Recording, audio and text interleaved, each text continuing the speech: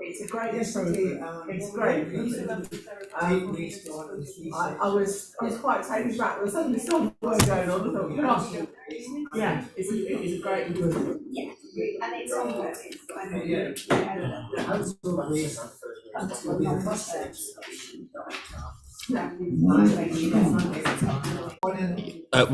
One moment, Mr. Chairman, just wait for it to load.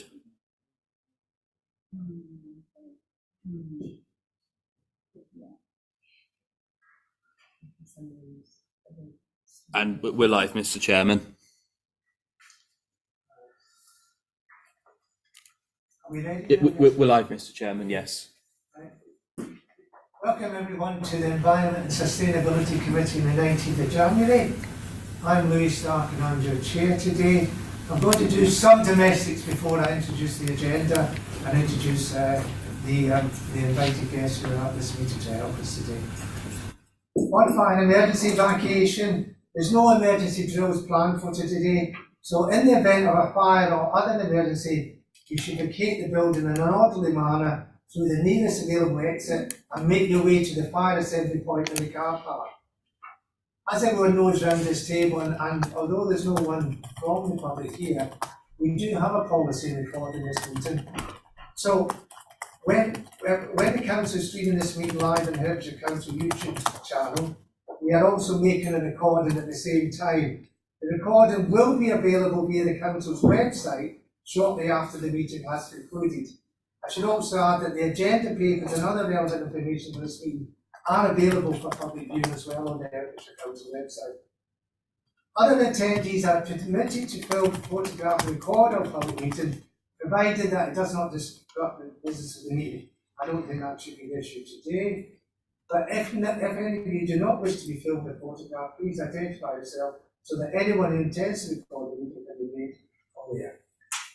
To ensure that recording quality is maintained, and John Coleman has already said there is an issue with the microphone, so if you can speak up during the meeting, everyone, when you're using microphones, that will be useful for those who are actually zooming in on the YouTube. So speak as clearly as possible, keep background noise to a minimum, and ensure that mobile phones and other devices are turned to silent. Right, the agenda today, we have 4 items. We have an item on waste and recycling. We have an item that's going to review the T&F group findings on the climate and ecological emergency declaration. We will also, for the committee internally, be looking at our progress report, and we'll also be looking at our work plan for March. For those that are in attendance, I should say that after item 8 on the climate and emergency declaration, you may leave if you need to, because I imagine you have other things to do. That's a point at which I will often need to leave the meeting. We have present in the room today, as I say, myself, Councillor Marsh, Councillor Gandhi, Councillor Swinless and Councillor Watson. We have the leader, David Hitchner, who is standing in for Councillor Davis and Councillor Chowns. I will ask each of the officers who are here to invite themselves, because the vice chair will have that part. So can you just introduce yourself and your responsibilities? Mark Admiral, for Service Director for Transport and Highways. Sean Peters was transformation lead. Good morning, Ben Oswald, Head of Environment and Waste. It's the Service Manager for the Local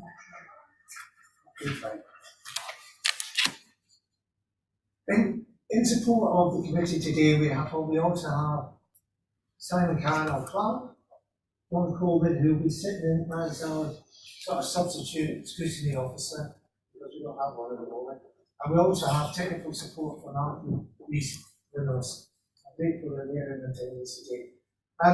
Clark, can we move to item 1 and apologies to answers, please? Yes.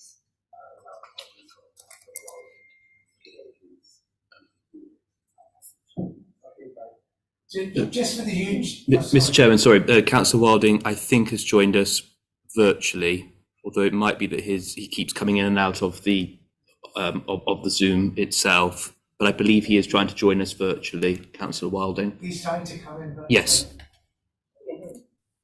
Hi everybody, sorry I'm not there. Yes, I'll be keeping. Say, Universal Web Services Manager will join you slightly later if she can. She's just giving her a challenge. Okay, thank you, Ben. It's Councillor Wellington in online now, yes. I believe he is, yes. I think he did just try to speak, but... Yeah, I'm here. I can hear and see you, but I'll be keeping... Morning, William. I think you're on mute. Morning, William. Can you see and hear me? Yeah, I can see and hear you. I'll be keeping... on mute. Keep transmitting. I You can see the colour. So it's the speaker the same. It might be transmitting. advisable if he has any questions, therefore, to type them into the chat, and I'll try to make sure that I see them so I can relay them to you. Did you hear that, William? Yes, Can you hear any he heard questions? that. Yeah, I heard that. Thanks.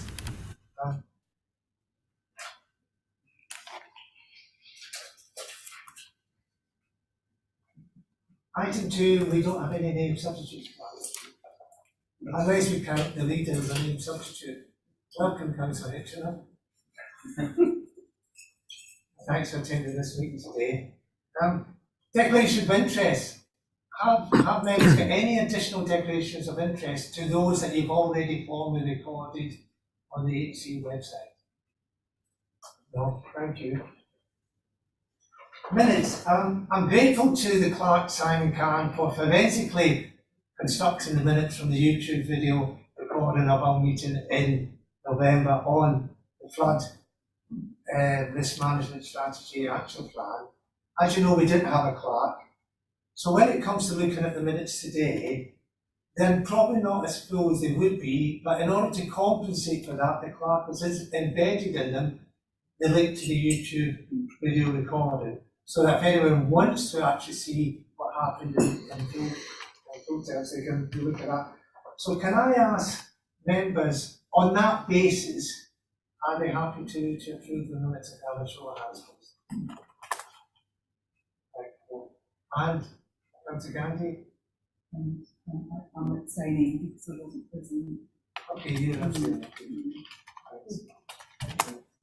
Councillor Watson, yeah. That's all right, thank you. Item 5, have we got any questions from members of the public? Thank you. Item 6, any questions from the elected members? So we move on to item 7, which is waste services and recycling. Can I let officers know that yesterday at our pre-planning meeting, we decided to attack this particular topic in 3 sections. We are very anxious to actually look at this topic in the context of the waste hierarchy. So we're going to start with section 1, where we'll be looking at household waste and the front end of the waste hierarchy, which is reduce and reuse. In the second section, we'll be looking at household waste again, but at the back end in terms of recycling, recovery and disposal. And then finally, we're going to go into business waste. And in particular, I think members want to look at food waste from businesses, particularly small businesses, and fly tipping. So that just gives you a general view as to how we're going to approach this. Councillor Swinhouse, you agreed yesterday that you'd be happy to lead us on the first section. Pass the mic over to you. Thank you very much, Chairman, and I thank that introduction, which was really clear and sets the framework up.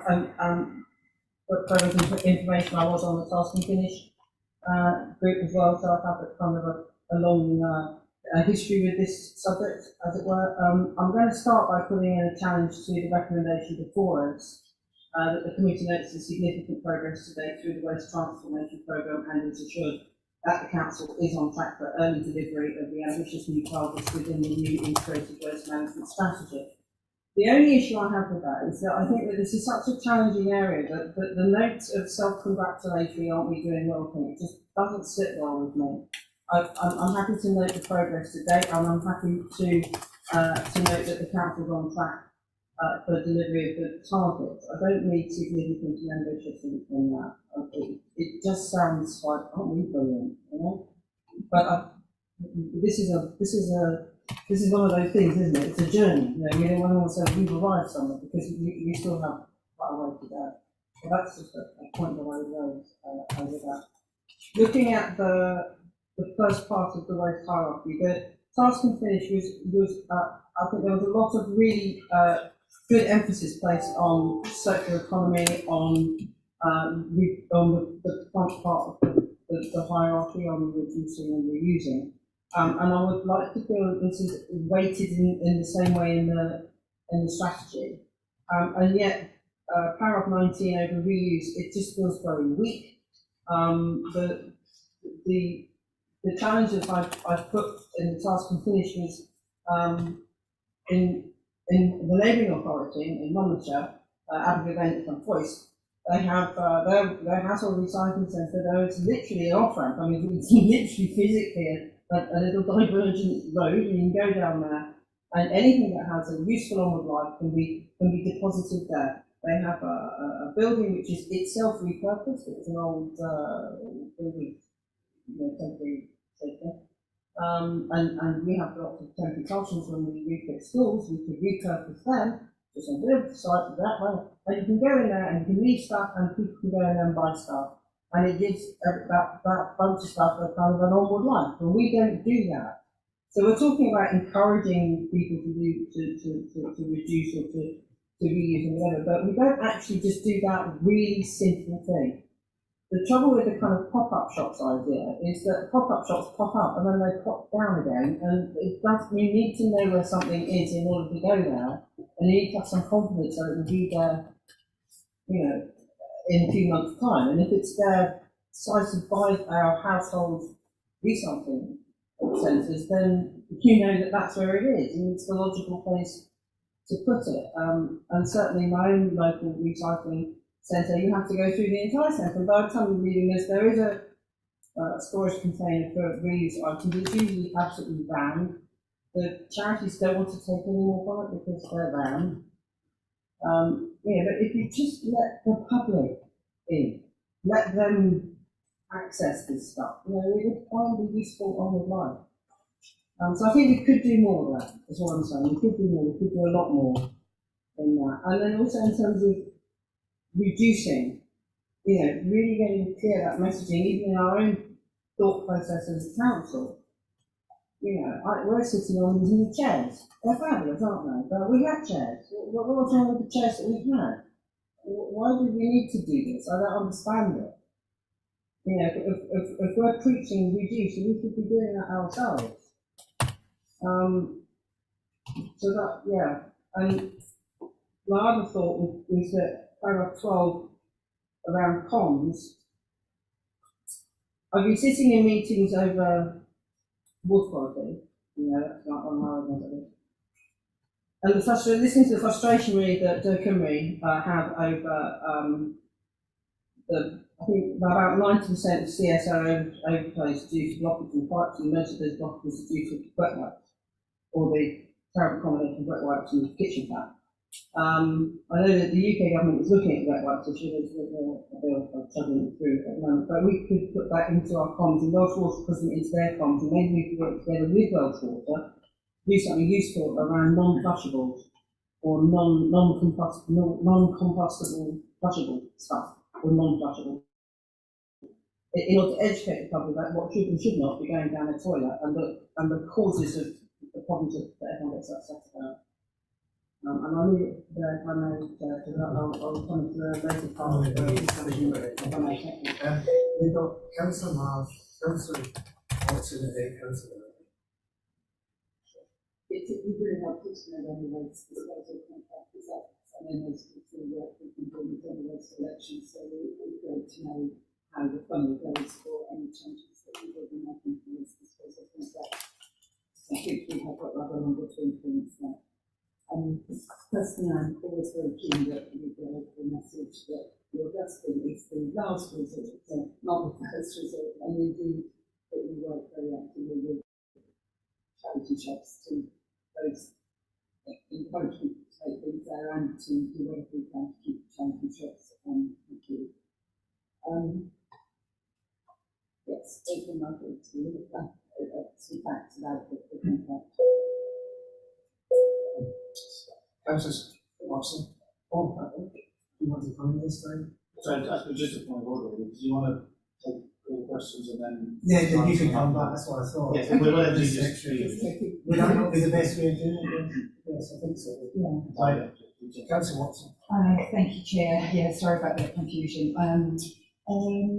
I'm also backing up Councillor Swindle's in terms of the word significant within the recommendation, because I'm fortunate to sit on the strategic management board and being the vice chair and looking at all these wonderful business plans and everything else. And I'm looking at the Q2 dashboard of the delivery plan and see for the EN1, minimise waste and increase reuse, repair and recycling. The first one is green, which is reducing the average kilogram of waste per household per on target. But when we're looking at the reducing percentage of waste sent to landfill, it's only 1.4%. So I think that that's why I'm also qualifying the, about us having a significant, I think we're doing really well, but I think I've just got mentioned with that recommendation word. The other point I wanted to raise was around picking up on Councillor Smithers and Marshall's point around, at the moment, distribution in terms of using charity shops, but it's also about the repair shops that we talked about. It's the connectivity.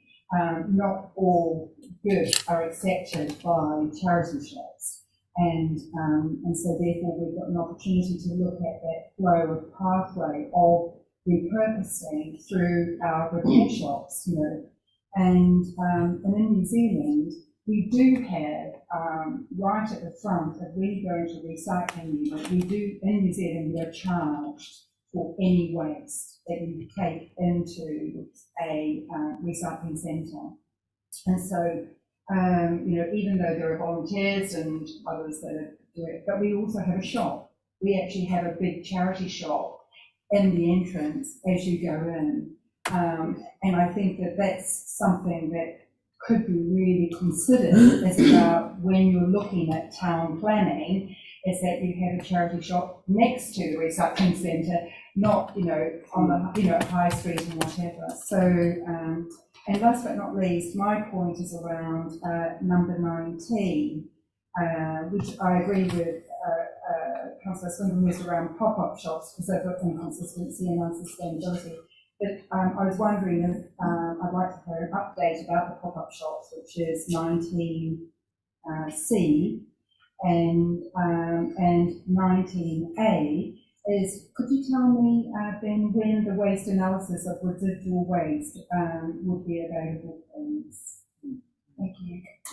Before you answer, we'll finish with Councillor Gandhi. Can I just say that this conversation reflects the thinking within the committee, that we need to be joined up within the waste hierarchy itself, that we do have the hierarchy going from reduce, reuse right through to disposal, and it's trying to get the mechanics of the application of that put in place so that, as Councillor Watson particularly said, all the players in this particular field are all joined up and working together. I will come back to Officer Smith. Councillor Gandhi. Yeah, 2 points really. First of all, with regards to the recycling and the campaign that the council is looking at doing and has been doing over the last few months. 1, 2, 3 years. Yeah, this is about household. Yeah, household ones. Yeah, it's about how do we actually encourage people to actually recycle? Like, what percentage of our population actually don't do any recycling at all? So, what are we doing about those who, at the present moment in time, before we even introduce the new system, don't, not because they can't, but don't choose to recycle whatsoever? And the work that you're doing by putting stuff on the side of vehicles and things like that is fine, but my waste is collected at 6 o'clock in the morning, and therefore it's dark, and I'm not going to see any signs on the side of vehicles. So I would be interested to know, because I can't find the figures, as to what percentage of the population actually does actually get involved with recycling at all, and therefore what we're doing about that at present moment. Thank you, Councillor Gandhi. We'll deal with that point in section 2, which we'll go on to shortly, because how we introduce recycling and disposal of the public. But I'm not going to lose sight of the point that if officers could just concentrate on the points that we made on reducing and reuse, please, and then we'll go on to section 2 when we'll touch on the other three points. Who wants to start? Yeah, 25 staff. I suppose just there's a lot there. I tried to make some notes. If I miss anything, please say. If others want showing in, please do. So just on the first point, really around the significant progress made since. It was just to explain why we used that wording. So we had the investment industry back in 2021, 18 months ago, the executive response responding to those and accepting 23 and further recommendations from that. Over the last 18 months, the team would say have made significant and aggressive progress. Really, in as much as we had everything together once in terms of the waste collection contract coming to an end, the opportunity to change that, the review from last to finish. It was amazing in that journey and developing the statutory. And in that time, we've managed to extend and vary our waste disposal contract to enable the new waste collection contract, which is currently pending live at the moment. That is a huge piece of work. We've done an amazing job in putting that together in the time scale. Within that, we really endorsed, taken on board all of the recommendations of the previous review in terms of, as you mentioned, the 1% target for landfill. We were only a year ago landfill at 23% of our waste, 21 to 23%. Recruiting set challenge of bringing that forward to 1%, I think by 2025, and 0 to 2035. We delivered that early, so we actually contracted that already. So we are on track to be under 1% this year, which is just 3 years earlier than 4. But I was just responding to that one. Yeah, but Ben, we're concentrating on reducing the use of this. Oh, yeah, sorry, I'm going to come on to recycling. It's just to give us a clearer picture of why you think this particular statement applies in terms of reduce and reuse of waste resource infrastructure. And where you would like to highlight any areas where you think you have made progress there. Because obviously we'll be looking at recommendations in this area shortly. So if you could Yeah, sorry, I didn't mean to talk on that time. I was just saying that when we did the testing fish group with infrastructure, there was a variety of things, and we had to deal with them in order. Okay. We had to do the waste collection contract because that June that next year. Within that, it's making the changes which will come on to later, I guess, in terms of responding to both scrutiny and public consultation. We have data in there around what recycling rates are, so I think that before we get to in terms of how many percentage of the population to recycle, but we've got that. Thank you. In my head, but I can get it for you. So we're improving the amount of recycling opportunities to residents through reduction of food waste collection, the improved segregation of the paper and card, the new collection service, as well as the Portland driveway service as well. So that's all coming through the new service, which will really good opportunity to reduce recycling there. On the reuse side, and actually reduction of waste in the first place, alongside those two huge pieces of the new production contract and making the variations to the disposal contract, we've also got a huge number of private schools. So I'll give you a flavour in a video of those. And then we're talking, a number of them have gone very well. So, for example, the National Greasy National Private School, and we launched that one 6 months ago, and within, I think it was about 24, 36 hours, it was completely oversubscribed.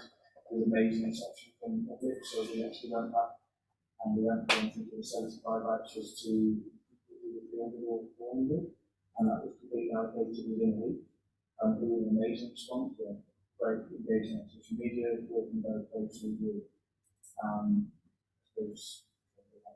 antenatal care and supporting people as they're going through that. And for me, it was productive because rather than that area, so we used to run at home.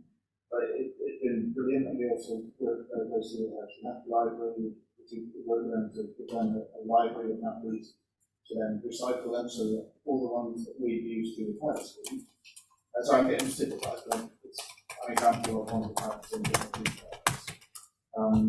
so there's been some tremendous success in that. Within the pilot, we are doing a lot more. And I think we'd really welcome your recommendations on where else we can focus within that. I think just recognising over the last 18 months the need to do both reflection and still be doing that because they were time critical. That's where we've got a lot of results in there. So we've done a lot of pilots despite that, but there's a strong commitment to do a lot more. So again, if we jump in, John, a little bit detail on something. So with beer shops, for instance, absolutely, we started a grant scheme in the autumn. And our approach, we've got one in the next couple of months, it's going on. It's a bit disappointing that we didn't have more at that time, but on Saturday just gone, we had an event locally at the church where we invited Beverly and Malvern, that are key players in the area around this. We had over 50 people who actually came to the event on Saturday. Volunteers as well, because it's obviously the success rate is based on volunteers. So we're looking to take that forward now. So the one repair shop will go live in the next few months, and that'll be a template. And it will have support from other repair shops like Malvern and Lebanon. So we're on it with that. So that is really important. Also, it's using those third parties and charities that also came to the event around the whole journey, around education and engagement. So very important people in the whole piece. So that's a real success story. So we will use that as a base on Saturday to take it forward. So we've already had a number of organisations come forward already wanting to apply for the grant and set up repair shops in the community. So that's a very, sorry. Yeah, no, Thanks for that, Sean. I really want to focus members' attention now on this reducing use issue. because we just went through the disposal contract renegotiation and just so I've got that in my head, because it was one of the questions I asked. And that was in the section 2. Okay, well, it can be anything. Sorry, I'm trying to concentrate and reduce Okay. on reuse. I'm not listening to the No, questions, I'm just okay. trying to concentrate.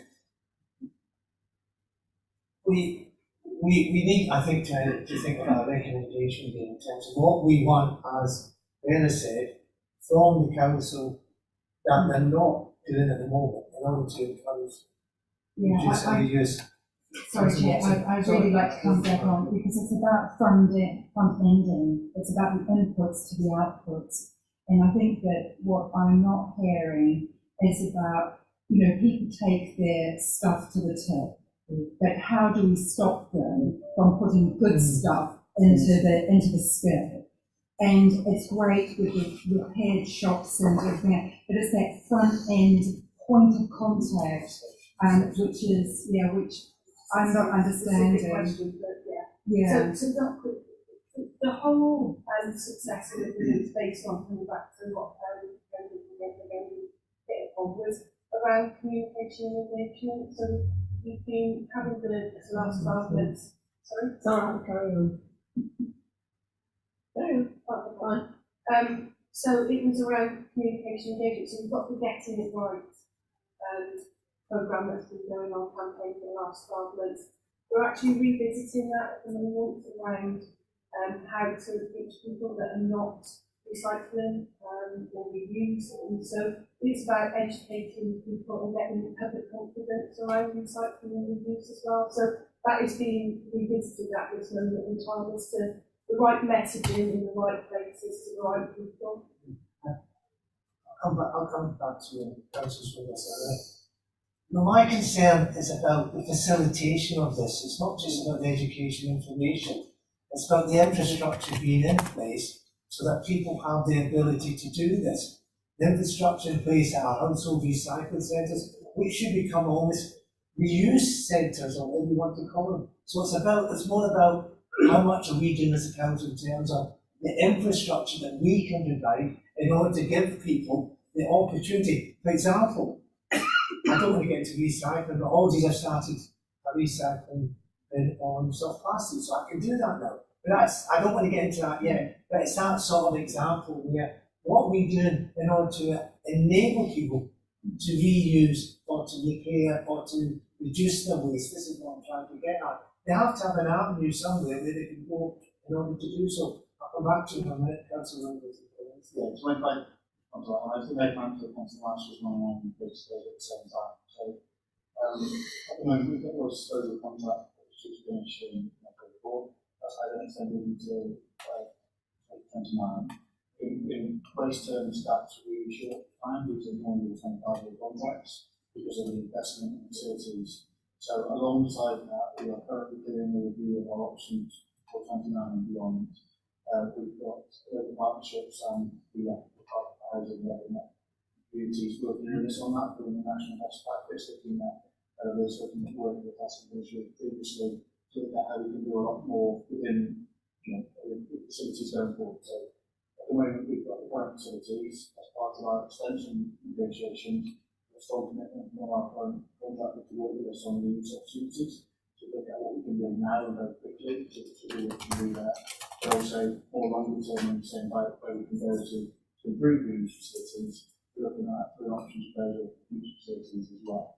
Now, within the opportunity of the waste collection contract as well, we've given a specification for that, quite a new bulky waste reuse collection service, because at the moment we have a reuse bulky waste service, so people have bulky waste, they can use our service to collect it.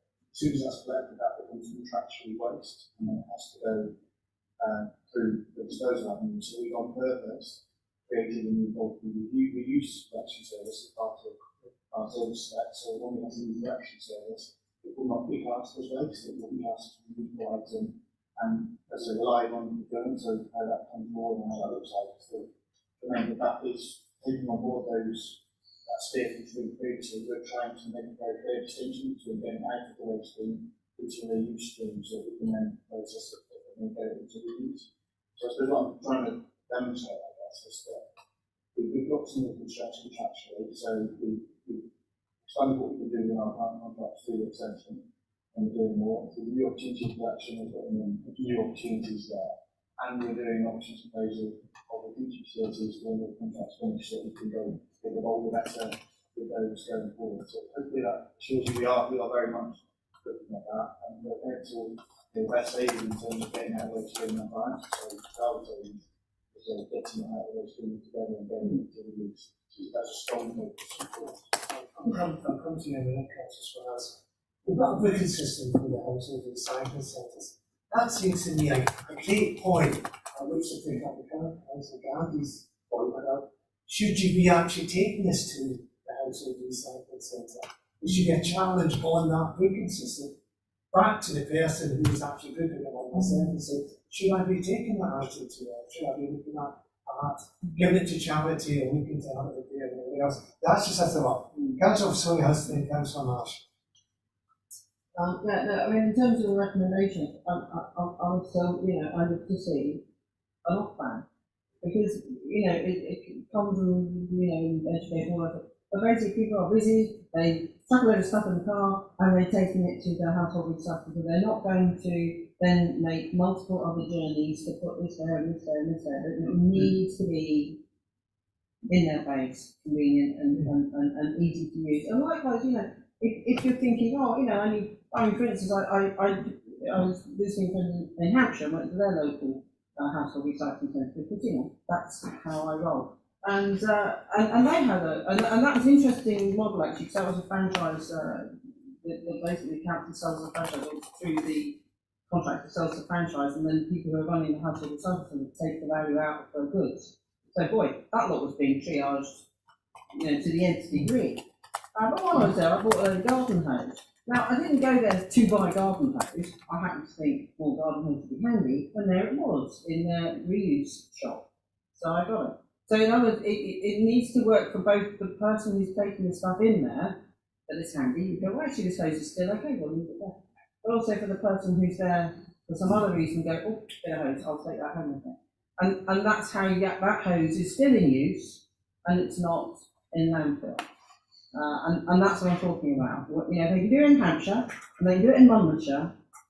Why can't we do it in Herefordshire?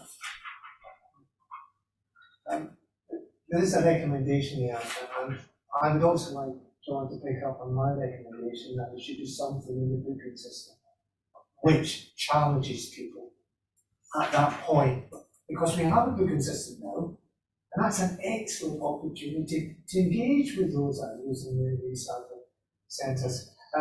Councillor Marsh. Just to say, if only we had a rational system like New Zealand. Unfortunately, the legal system in this country is that we are obliged to take anything that anyone in a house cares to chuck out, which is not a good starting point. If only we weren't there. And also, I'm very aware that people get quite shut down the booking system, so it starts going, oh my God, you should do this. I think we could go down not so well. We will need to make it quite a nuance. What you thought of, rather than, but it is an opportunity.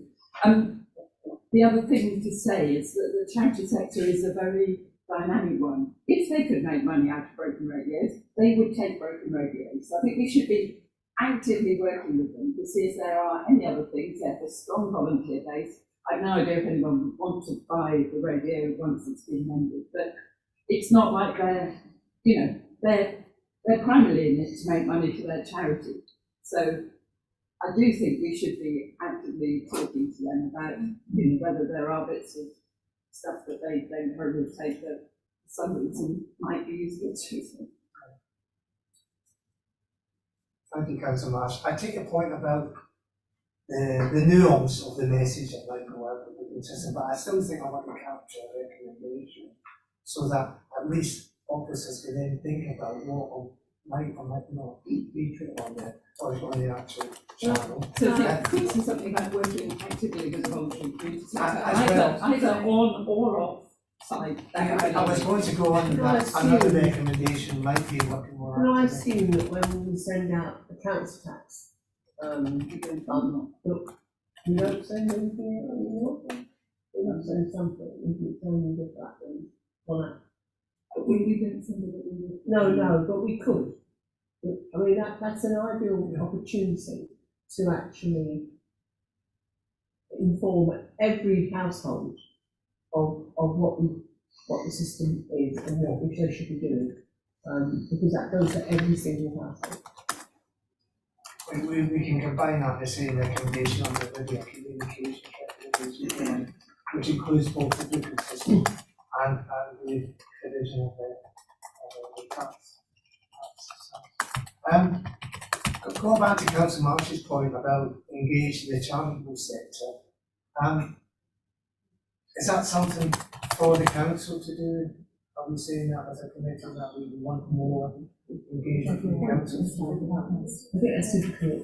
I've been involved with charity shops. I think they would find that they would struggle with that. I think they're struggling at the moment to find volunteers for charity shops, and of course once you start talking about electrical books, they're going to be back tested and back costs, and I'm not sure that they would. I mean, I think what Lisa was saying with regard to having some sort of facility next to the recycling centre, that's a completely different thing, because that would be a charity shop set up specifically for that I purpose. think what we're doing is confusing the issue, basically. If what we're doing is talking about how do we minimise waste streams, how do we maximise reuse, charity element is totally beside the point. No, it is. It's how do we maximise it? We maximise it by making it as available as possible to as many people as possible. Now, if we had a shed alongside the reuse centre, then I'll be very happy to see that charity shops have a privacy of access to that. So they can go in there and go, well, this, and this, but we don't want all that. That's fine.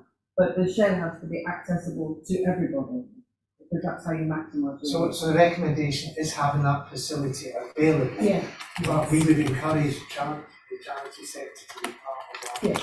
I mean, because otherwise, you see, the British Heart Foundation, you know, necessarily want 30-foot of garden hose in their shop. Okay. But, you know, a centre that was specifically for that would be much better.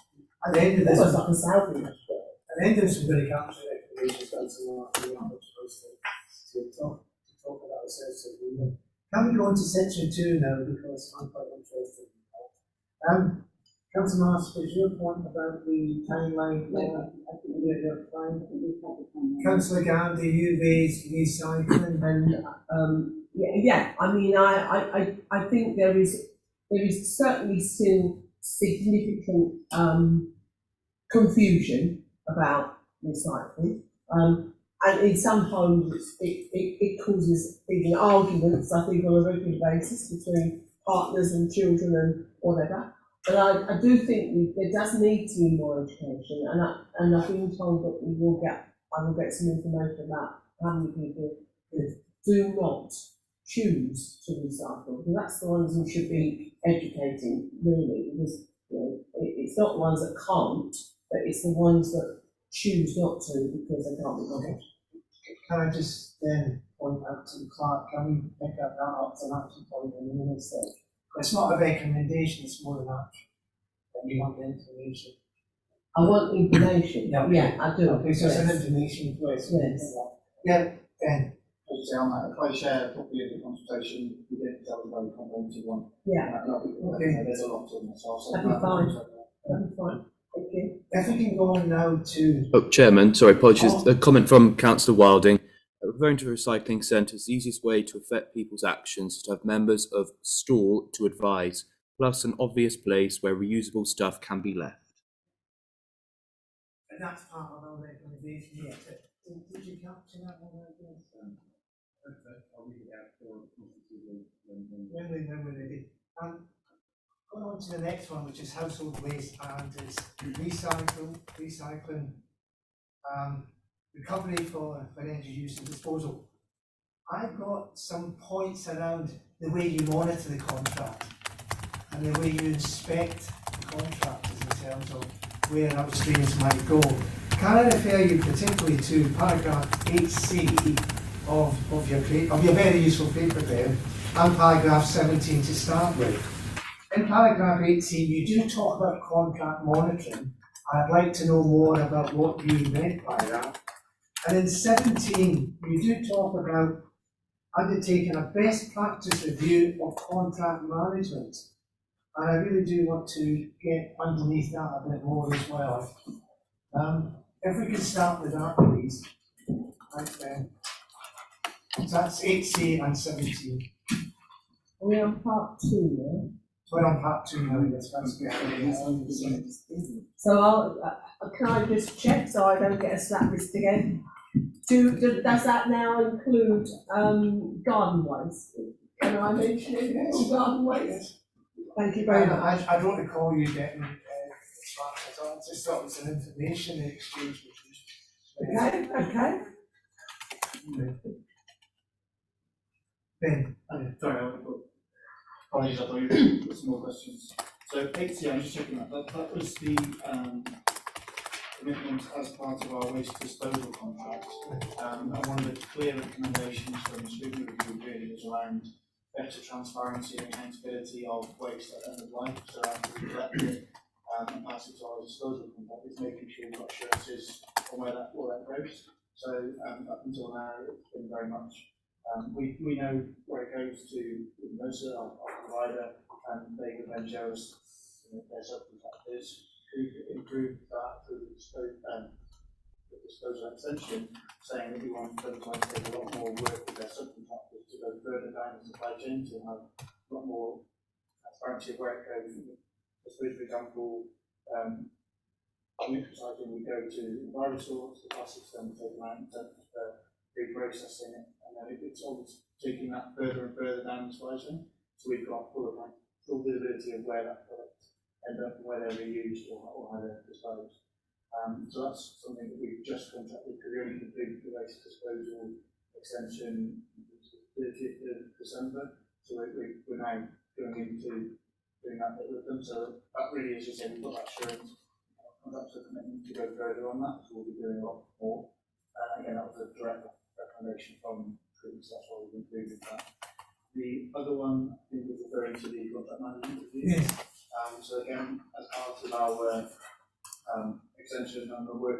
partnership with Worcestershire County Council, we commit to getting an external consultancy to go and have a look at how we currently contract manage the contract, how we can improve the best practices nationally, and come back and work with us to really get the best of class on that.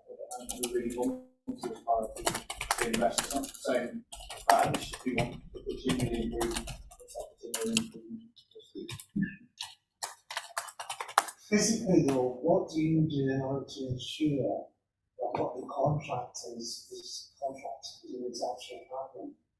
I'm going to implement an inspection machine.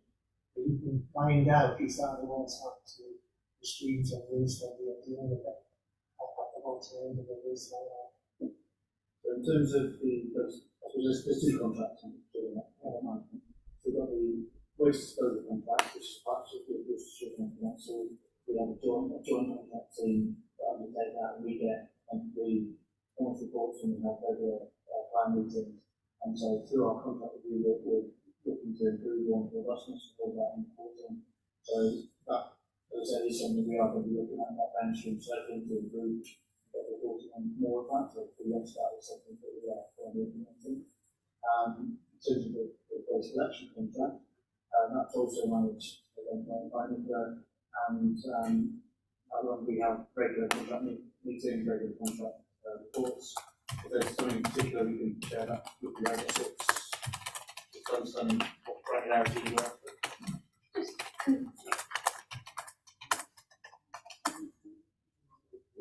Yes, I mean, it's horrible, it's just explaining this question slightly, because one of the things I find very upsetting is people who watch Frozen Planet and go, everything is corrupt, everything I throw away will end up on a beach in Indonesia.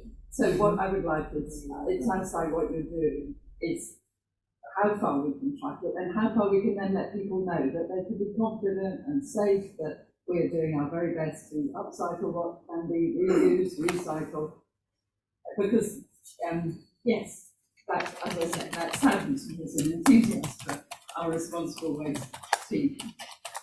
Just to add to that, in terms of the monitoring and checking that goes on, every load of waste is moved somewhere. There is a weighbridge note or a transfer note that's associated with that, so we know where the waste movement has gone to. The monitoring officers over in Worcestershire also do duty of care checks to go and visit the facilities where we're sending our waste to kind of look at their processes and to check what they're doing on site. And so there's that element of checking. I think what we've been asked is to try to go beyond some of that, so that we can try and make sure as far as possible that we know what's happening to our waste. Obviously that can be difficult, because at the point where it gets passed on, unless it gets passed on to somebody who's actually physically turning it into something different, it can then go out to various different places in the market.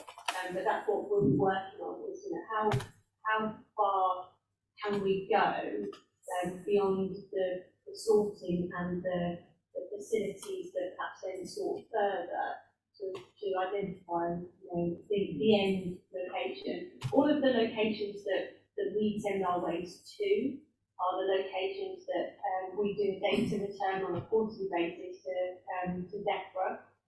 All of those places are licensed with DEFRA and checked by the appropriate agency. So that is something that we're already doing on a quarterly basis in terms of our end destination. We are looking to see if we can get a bit further than some of those processing facilities themselves. Just to finish before I introduce others into the discussion, KPIs, I mean, you talked about performance marketing. I'm thinking around, have we got strong enough KPIs in the contracts to reassure ourselves that we are actually doing what we want to do? I suppose in terms of that, we are undertaking a review, challenging that as one of the things. So we do have KPIs and challenge them, and we do report them regularly, but the contract management we will be getting that as well. So I suppose I just wanted to flag that we are challenging ourselves to go further with this. And that's a piece that will be commissioned very shortly. Councillor Gandhi, did you want to comment on this? Thank you. Yes, regarding the gardening collection, we refer to it as seasonal and obviously fortnightly. You will obviously be aware that there is a company that's already providing that service. I'm a resident that takes advantage of that service, which is for 12 months of the year. And I just wonder whether you are aware of how many people use that service already, and that whether you may lose, that there may be some that will not take up the service from the council because they actually want a 12-month of the year service. I mean, it's January, my gardening is big, so and we use one that's all over as well, which is well lady doesn't need to use it. In response to that, through the Environment Act, we have to introduce the collection services, which is described in it. Those new services are free service that we offer to the residents. So, once it will be probably the other way around, where they'll be paying for service at the moment, but will only be free offered by the council in a year's time. So, I think it would go from that to the council. Unless, as you say, want to do That's free. then things will be provided by Well, so I think we've doing that and we'll just start anymore. So we've made provisions already for those. So if you go into new services, we're not expecting residents to pay for those. They will be provided to residents.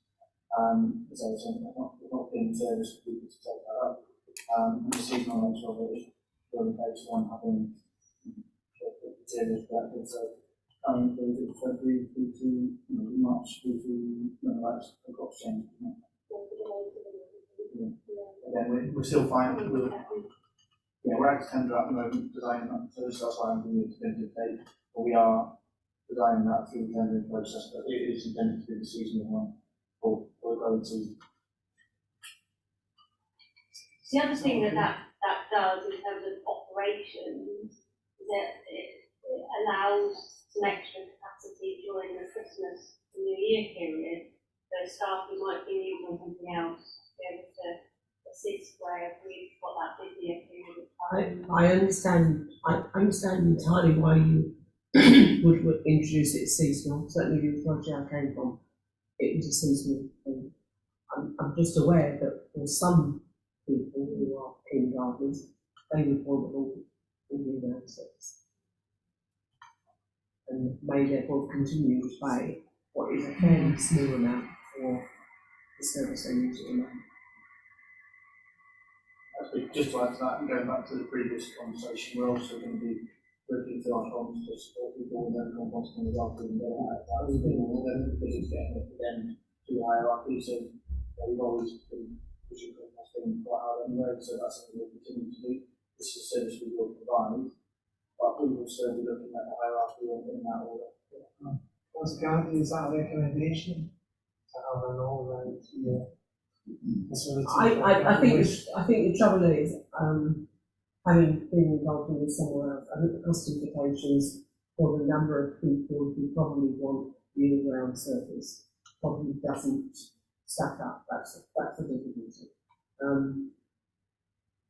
So I wouldn't put it as a recommendation. I'm just flagging up. I think some people will still want to complete the year-round service, and if they have to pay, but it's a relatively small amount of pay anyway. Definitely fall down the list. Councillor Watson, the last, or do you want to? Before we move on to business waste. So the soft plastics recycling, I'd like to say a little bit more about that because the answer is such a tiny soft plastic. And you can go to the supermarket, but the amount of container maybe is completely down full and you want that and carry it in. So what's the plan there?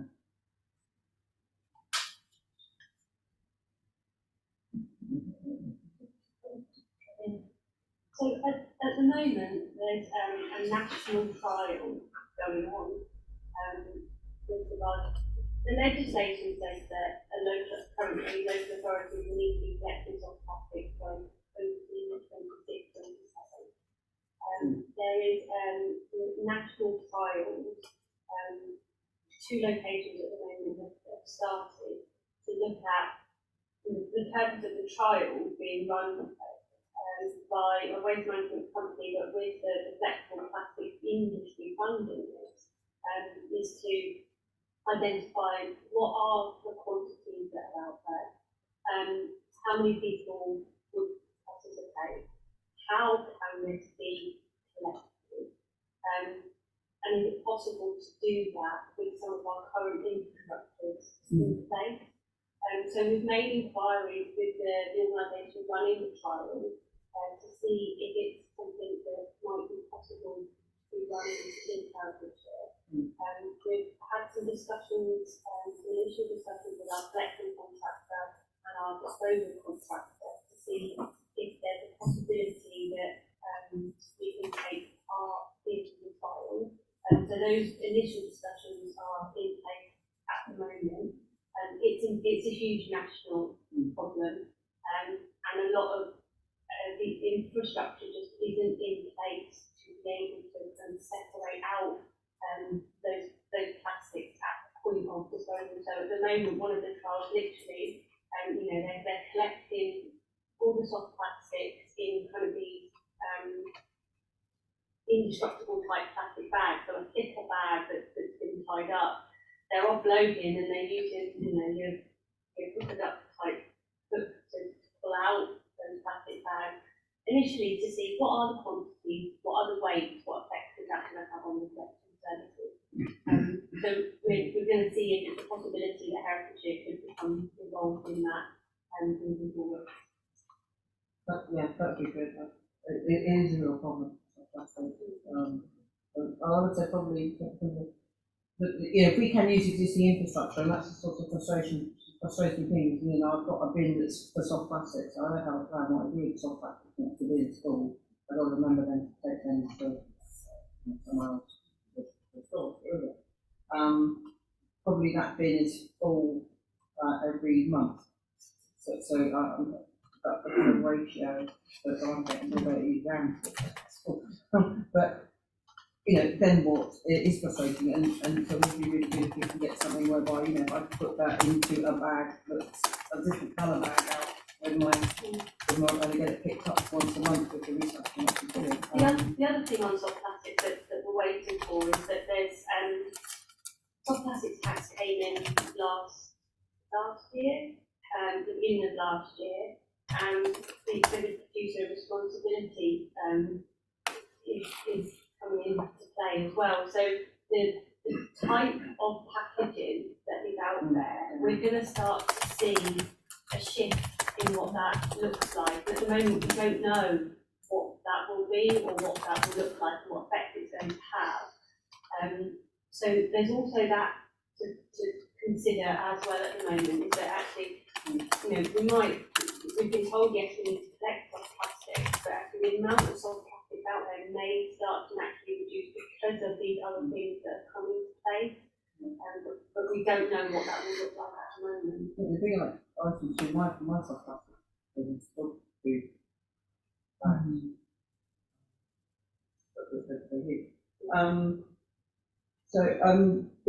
the other thing is about recovery.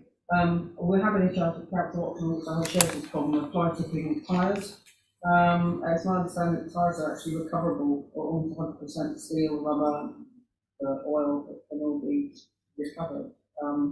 Do we have any? What do we do with tyres? Do they go off to a recovery plant or?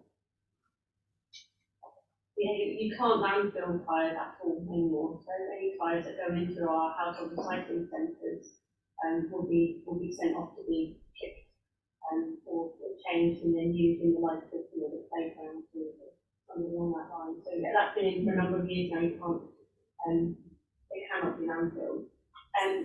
With regards to the fly tipping of them, there's very good infrastructure out there. If you have a tyre replaced at a garage, they charge you a quid and they'll dispose of it for you. And as a household recycling centres, those people who choose to fly tip are doing so, under a situation where there are lots of other avenues that they could choose to use. So a difficult one there to try to prevent that, because these are people who are, they're actively choosing not to use the very good facilities that are already available. Nicola, can I just come back on that one? Is that where is that communicated about? Because I know in my ward, I've got a lot of fly tipping around tyres. It looks like a business is actually flying, a local little business somewhere is fly tipping. And so, is that, about the tyre situation and what you just described, is that on any communication within the Heritage Council website, or is it given to businesses or local people about what they can do with their tyres? I mean, with information on the website with regards to taking tyres to a household recycling centre, obviously they are only available for householders, Yes. those businesses can't use them. And again, if it's a business like them, they're doing it for gain, aren't they? To save themselves those few pounds. And if it's happening in a regular spot on a regular basis, that's something to refer to our community protection team to look into. And it's where there's a pattern of behaviour somewhere, it's much easier then for them to look into that, so they can identify. Okay, since we're on to fly tipping now and we want to work with business waste, we're unconscious of time. Councillor Gandhi, you wanted to raise some issues on food waste, particularly small businesses. Yeah, and I know there's obviously a lot of schemes that large supermarkets, etc., are doing with food that's either fresh food that's at the end of the day, or that's going to food banks and other places, and obviously other stuff that's past its sell-by date. But small businesses, particularly takeaways, how do we, what is our view about food waste there, and whether they actually take advantage of using the system, or whether they dispose of it in a way that we would not think was appropriate? I'm thinking particularly of takeaways. They're probably the ones that are most difficult to. I suppose in terms of what the council is offering at the moment, we offer a commercial waste and commercial recycling service. Part of the new service like we're including commercial food waste collection. So we are going to be introducing a new service to do that. As part of that, the waste from the food waste will be going to facility just outside the county, where the anaerobically digested, and we've already got contractual assurances that none of that digestate won't do any of the local river wine catchment area because of the prospect of that. Again, we've included that all contractually as well. Smiling. That is something we wanted to say. And again, hopefully that gives you some assurance in how we've tackled the prevention, some control, and a new contract.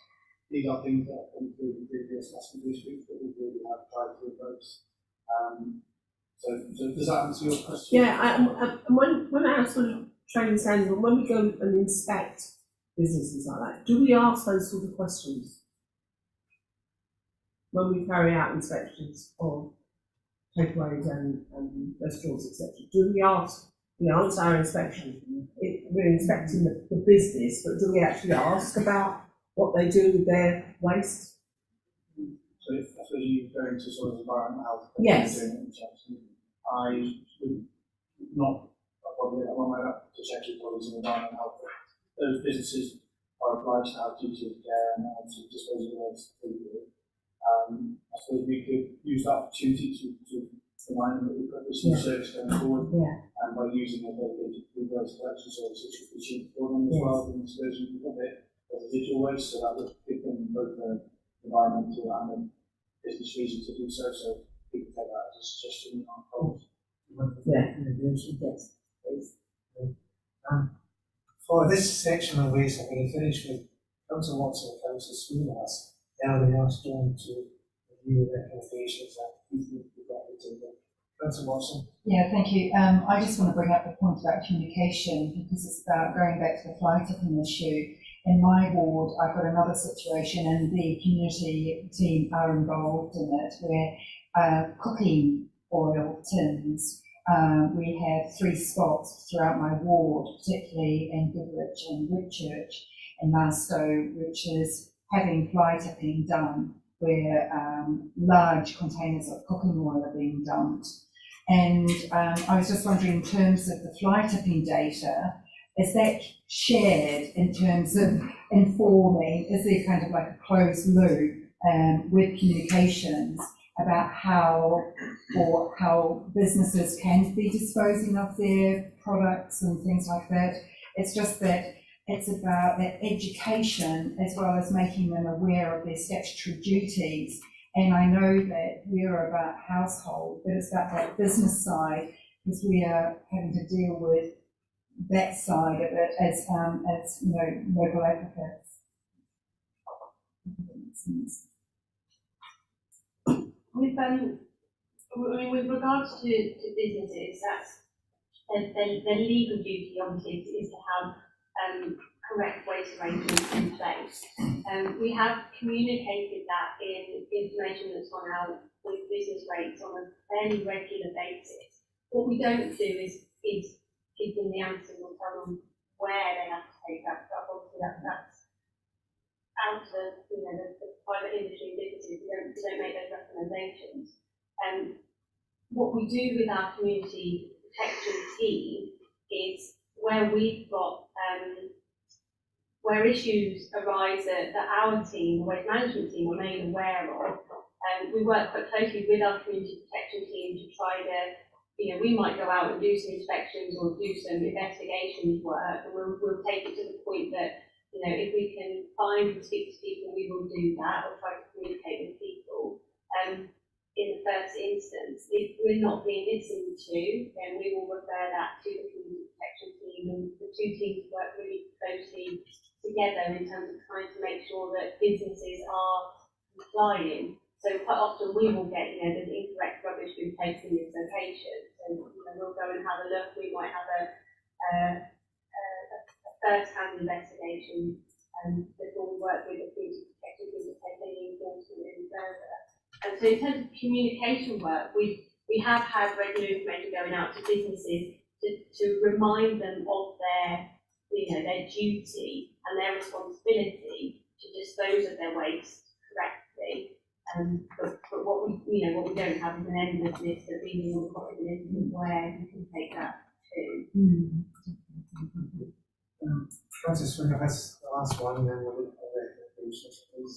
So, I'd just be interested at some point, not now, but to understand what would have happened to that food waste that's going to the AD, and whether or not we can actually derive cost-based benefit that we could put into the plan. That would be awesome if we can do that. But obviously it's about whether it's diverse or whether it just wouldn't be an issue. Have we put any consideration into what I think with some of the infield waste, or when a farmer's planted a crop and then the order changes or the crop is insufficient size or there's an issue with the crop, that they might plough that crop into the field. But it's perfectly good, perfectly useful, perfectly edible. And there are schemes around nationally where the farmer will give access to food that will go there and take that crop out of the field, even though it's not sold at the supermarket.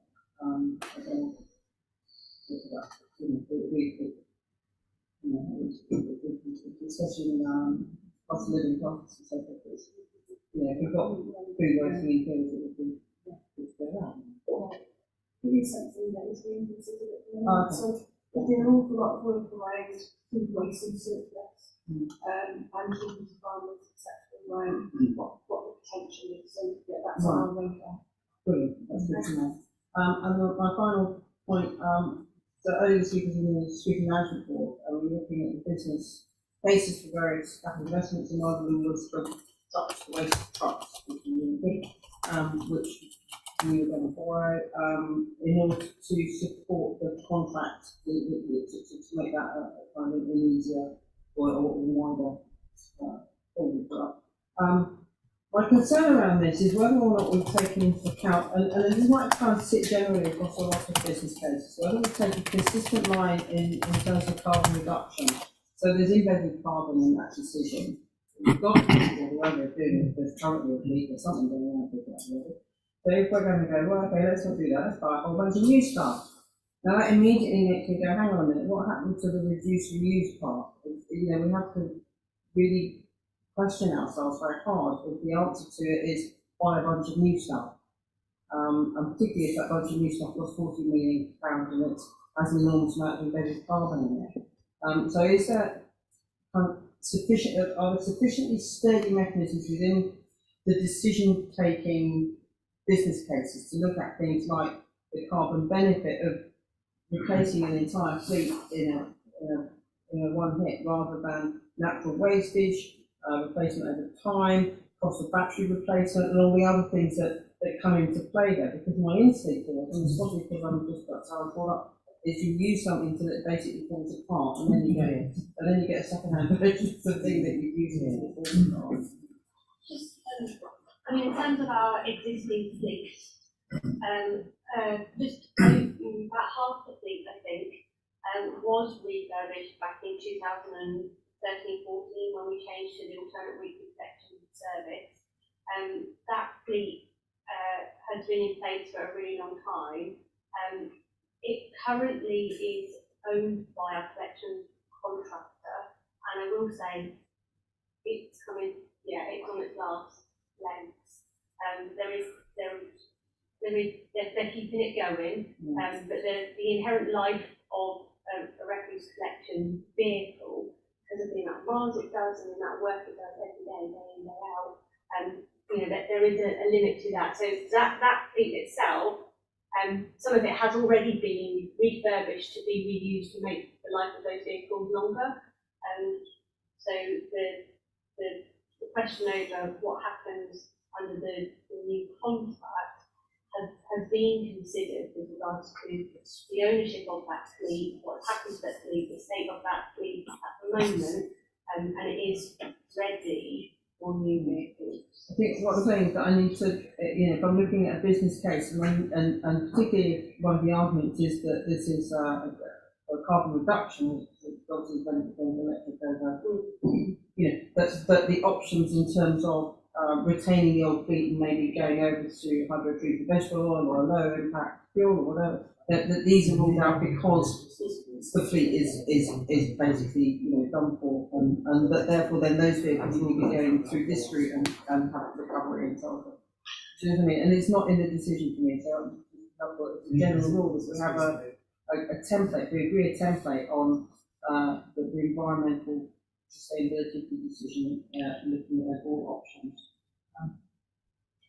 Is there a recommendation there to revisit all business cases to make sure that the implications for the net zero target, particularly through the increase in embedded carbon, is I think actually it would be useful to agree some sort of consistent approach that we can apply across templates for all decisions that tell me, but I know that calculation has been made and that I can read it and go, fabulous. So if we can just capture that, please, Councillor Swindler has, then we can look at the recommendations. Sorry, Mr. Chairman, there's a comment from Councillor Wilding very quickly. On commercial waste, can there be a review of small to medium scale holiday lets to identify how to improve their collections? In terms of reducing the need for plastic sacks and combining their business and private collection where business owners live next to their properties.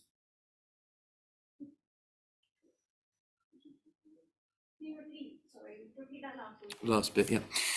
In terms of reducing the need for plastic sacks and combining their business and private collection where business owners live next to their properties.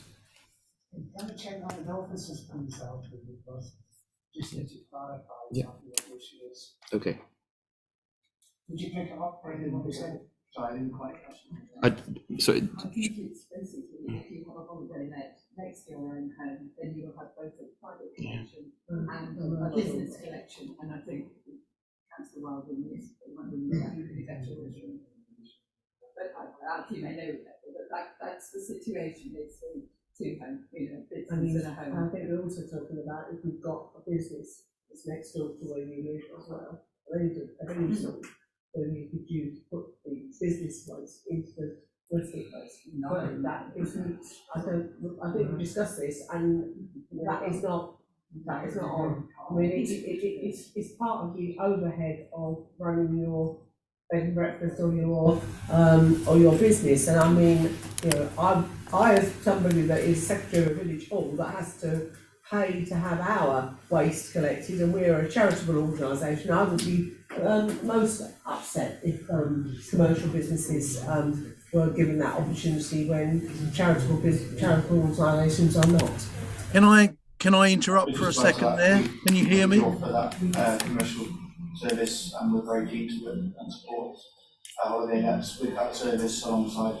customers there.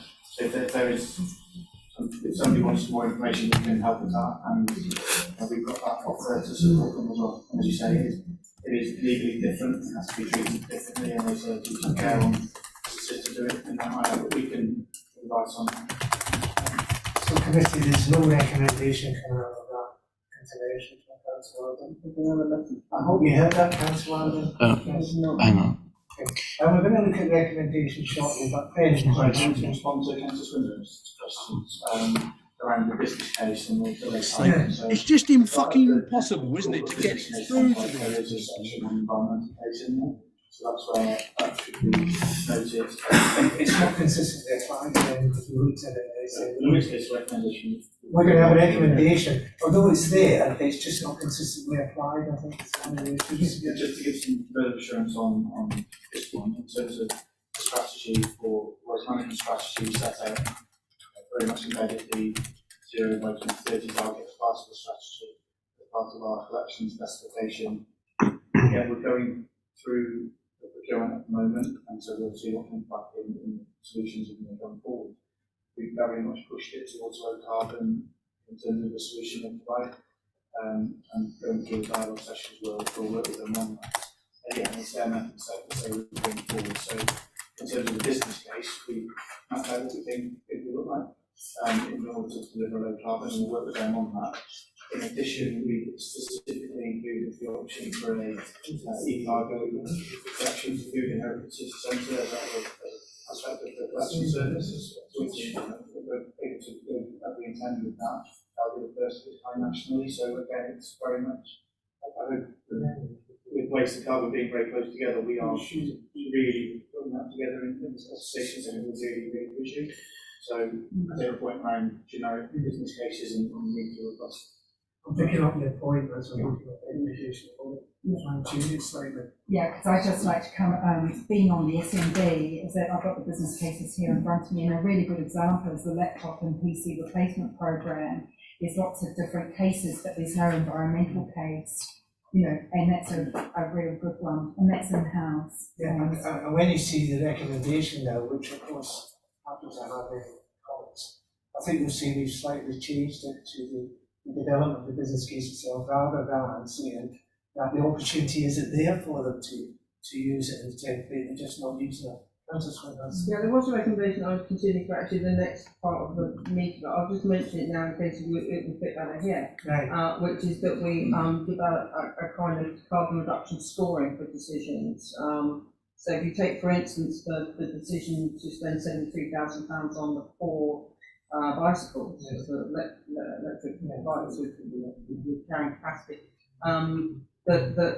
is that £73,000 going to produce a better outcome in terms of carbon reduction at zero, where invested in those 4 e-bikes, than it would be invested in some house that's losing carbon through every leaky window.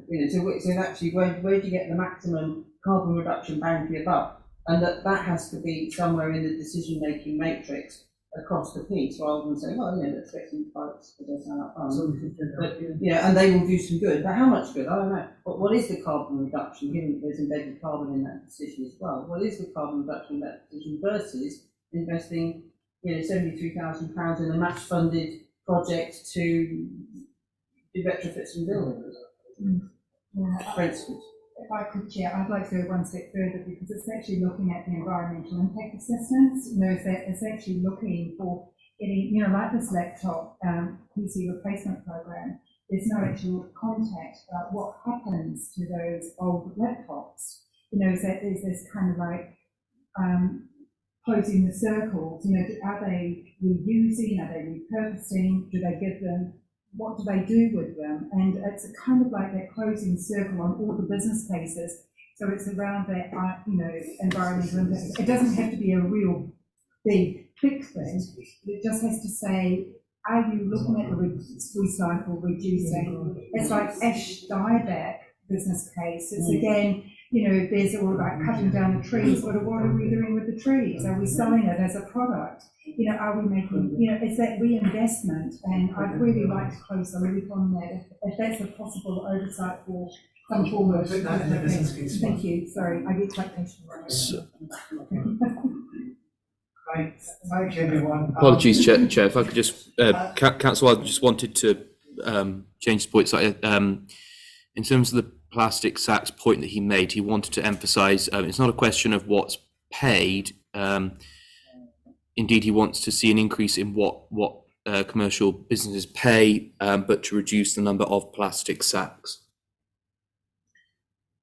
So I'll ask him to email the full question, and then I can get that forwarded on to officers, as I'm not too sure quite.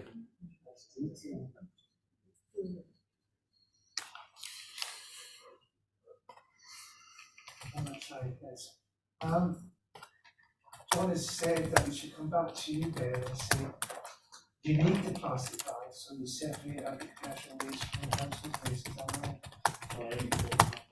It's just that Council Weldon is still talking about the fact they have to buy plastic bags from Derbyshire, and it's almost redundant, and it's just creating a load of plastic bags that are not being used. I think that's the gist of this question. Yeah, this is, I'm not sure if that's because of this, I think we have to find this one before previously, and happy to go into this one. Perhaps you could have an exchange with Council Weldon direct. Can you hear me now? If you don't mind. Alfie, we'll have, Ben will have an exchange. That's fine. Okay. Because I think it's operational rather than anything that we would pick up as recommendations. But thank Council Weldon for raising it. Can we put the recommendations as we've captured them on the screen to see whether we agree with them on one side or the end? Thank you, John.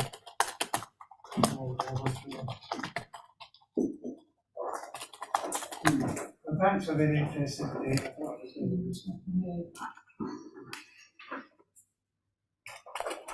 You want to leave the room? Yeah.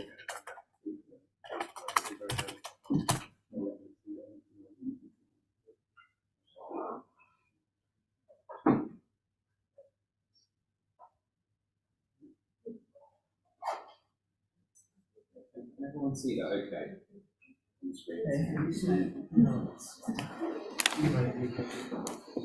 I can read them out. Read them out. Okay, so the recommendations are that I think I've caught them. So in regard to waste and recycling, so there should be additional information provided out by the self-serve booking system and located within local recycling centres, identifying additional opportunities to reuse and repair items that would otherwise be sent to waste or recycling. As part of this, working with charitable sector partners to expand and communicate the diversity of options for reuse. Second recommendation, strengthen communications is provided on the opportunities available to reduce, repair, reuse and recycle locally, targeted for those who do not currently process their waste in this method. I just said, with the reuse, could it also be repurposed, because that would be about the repair shops. You know, so it'd be repurposed. Or, yeah, rather than just reuse. I don't know. Okay, yeah, repair. Okay, we'll leave it. We'll get into the. That's true. So, third recommendation, the executive set in place an inspection regime and a communications campaign to ensure that the public are made aware about how how each of our waste streams are used, recycling, waste energy, recovery, and exposure to landfill, and explains where each waste stream is directed to and how each stream is processed. Could we just change that to the processing, it's very vulnerable, I think that would be something clear. At this point, and it's pictures and sheets of the board. Now, can I just ask you particularly, Nicola, I know you were talking about everything getting weighed and going through the proper legal channels in terms of how the waste is disposed of. But the point here is, how can you assure yourselves as a council that that is actually happening in practice and that that's all being complied with? So, I'm just asking what they think of it. The monitoring officers are responsible for checking those road tickets. So a road ticket, the vehicle that leaves our HRC, if it were to go direct to a reprocessor, they have to be given at the point of entry a ticket or information or an electronic verification that they've arrived at that site with that amount of material on it, and that way is classified as part of that process. So our colleagues over in Worcester are responsible for looking at those tickets and making sure that those vehicles are going to those destinations. That's right. So I was going to say, as a result, maybe have to maybe say reporting on the inspection and the reporting of that back up through that. Well, I really do need to be reassured, and the committee needs to be reassured that we as a council are on top of this. Because I know Councillor Master talk about the issues around waste ending up in Indonesia or some far off land that's meant to be recycled, for example. Plastic particularly as well. And we do have a lot of horror stories out there, and we want to assure ourselves that, well, that may be the legal process that's going on with contractors, that you yourselves are actually satisfied and could satisfy, say, an auditor or anyone else about where that waste has gone to. So it's about the reporting that we mentioned, making sure that regime of reporting is robust. I think that's what Is that- we're getting. Providing Is that enough for inspections us? to say, I think that's more reassurance, gives more resilience and robustness to the end-to-end process. Yeah, So so we at the make end sure of the that day, we want to arrive at the point where we have as much assurance as is possible to have, that none of our plastic ends up in the Pacific. So an inspection regime per se, I would suggest it's a robust reporting regime that's in place to make sure that we get the right amount of data and reporting. John, useful suggestion from John Coleman, because obviously we could go around and around it and iterating these particular recommendations. He thinks we leave it as it is, but you report that in the executive response to it, which I think is a fair way of going forward. So we'll leave it as it is, and we'll go on to the next one. So, okay, thank you. So just by way of update, with the officers for their influence, we changed the inspection regime to a reporting and communications campaign. So just wanted you to check that was a technical change. Following on from that, the smart KPIs are agreed with our contractors responsible for recycling waste, energy recovery and disposal to landfill. The measures are taken to ensure that when local food outlets are inspected for industry, I think these are inspected by environmental health. I don't know, we use something like that. I don't know. Yeah, it's not a complicated thing to ask for. We're going through this one at a time. If I think we're almost at the end, we've left that a lot. No, we've still got several more. Okay, so measures are taken to ensure that when local food outlets are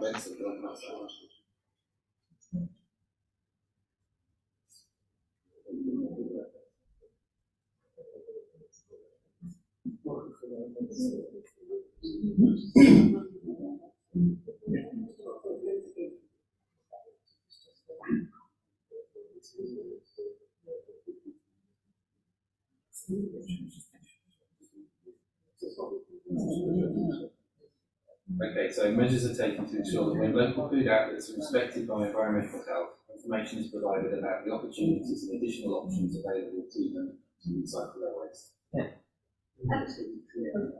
I'm really going to keep grinding on about this. There's no good giving everyone comms about reuse if we do not provide facilities for household recycling. This is about different food outlets. Just about I different food think outlets. that's in one of the only recommendations. Right. Was it? I didn't see I it. missed it. Well done. There should be additional information provided out by the self-service. No, they wanted to We're stop. not talking about information, talking about an actual physical thing. A shed. A shed. Talking about a shed into which you put your reusable stuff. Okay. A shop. Is that a separate recommendation? Yes. Yeah, I think, yeah, it's infrastructure. You got something this side. Something. Is that the action? I was just going to take up on that one, that was a recommendation in the previous review. I'm going to keep on recommending it, so like, get a shed. Fine, I just wanted to say that as part of our future site options, that was something we're looking at and going through. There's no harm in putting it in this recommendation. We are looking at it. I'm very determined about it. Could you read out what the other recommendation was? What's the G? Oh, it's the G, is it?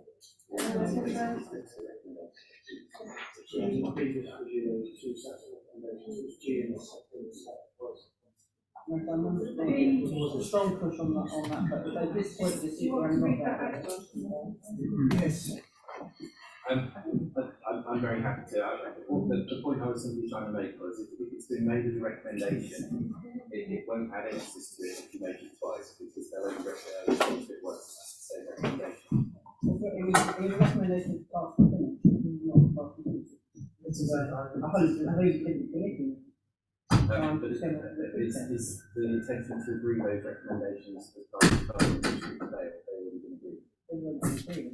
So in that case, then the response was fully the same, the executive will respond to those recommendations. Yeah, it's just enough. The executive said, can we get on with it, please?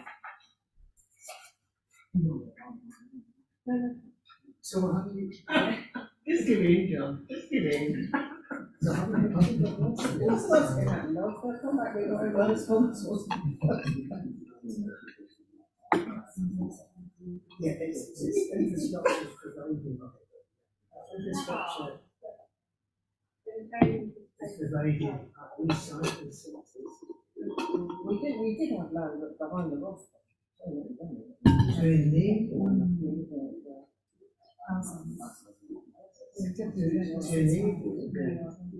The maximum opportunity for residents to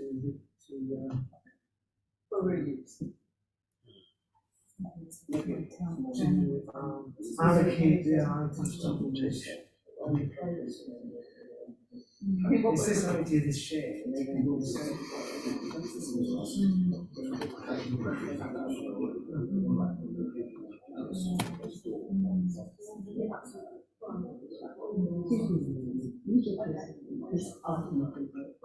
Yeah. Now 1.5.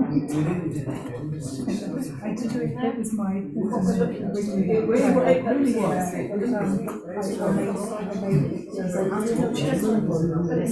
I'm not going to raise it. Sometimes I'll take mine from these bigger things. We've got a recommendation in there now. Yeah, that's fine. That's fine. I think that is right. And I accept that it may not be possible at all centres, but it needs to be there as a recommendation. Yeah, I do. Right. I'm going to go on to this one, business Yeah, case. so development of business spaces within the proposed capital programme should ensure consistent criteria relating to environmental and sustainability measures, provide their policy staff in relation to reaching carbon neutrality, and repair and reuse for redundant. Last one. And alongside this development, so that should say development of a carbon scoring system to be able to assess how specific projects contribute to carbon reduction projects. In relation to other projects, they've been looking at alternative ways of spending the money. Options. This is the In relation to other options. Yeah, because given we haven't got enough money to spend everything on everything, and so this is all about making choices, and whether or not the choices are made, with that happening, thinking right on it.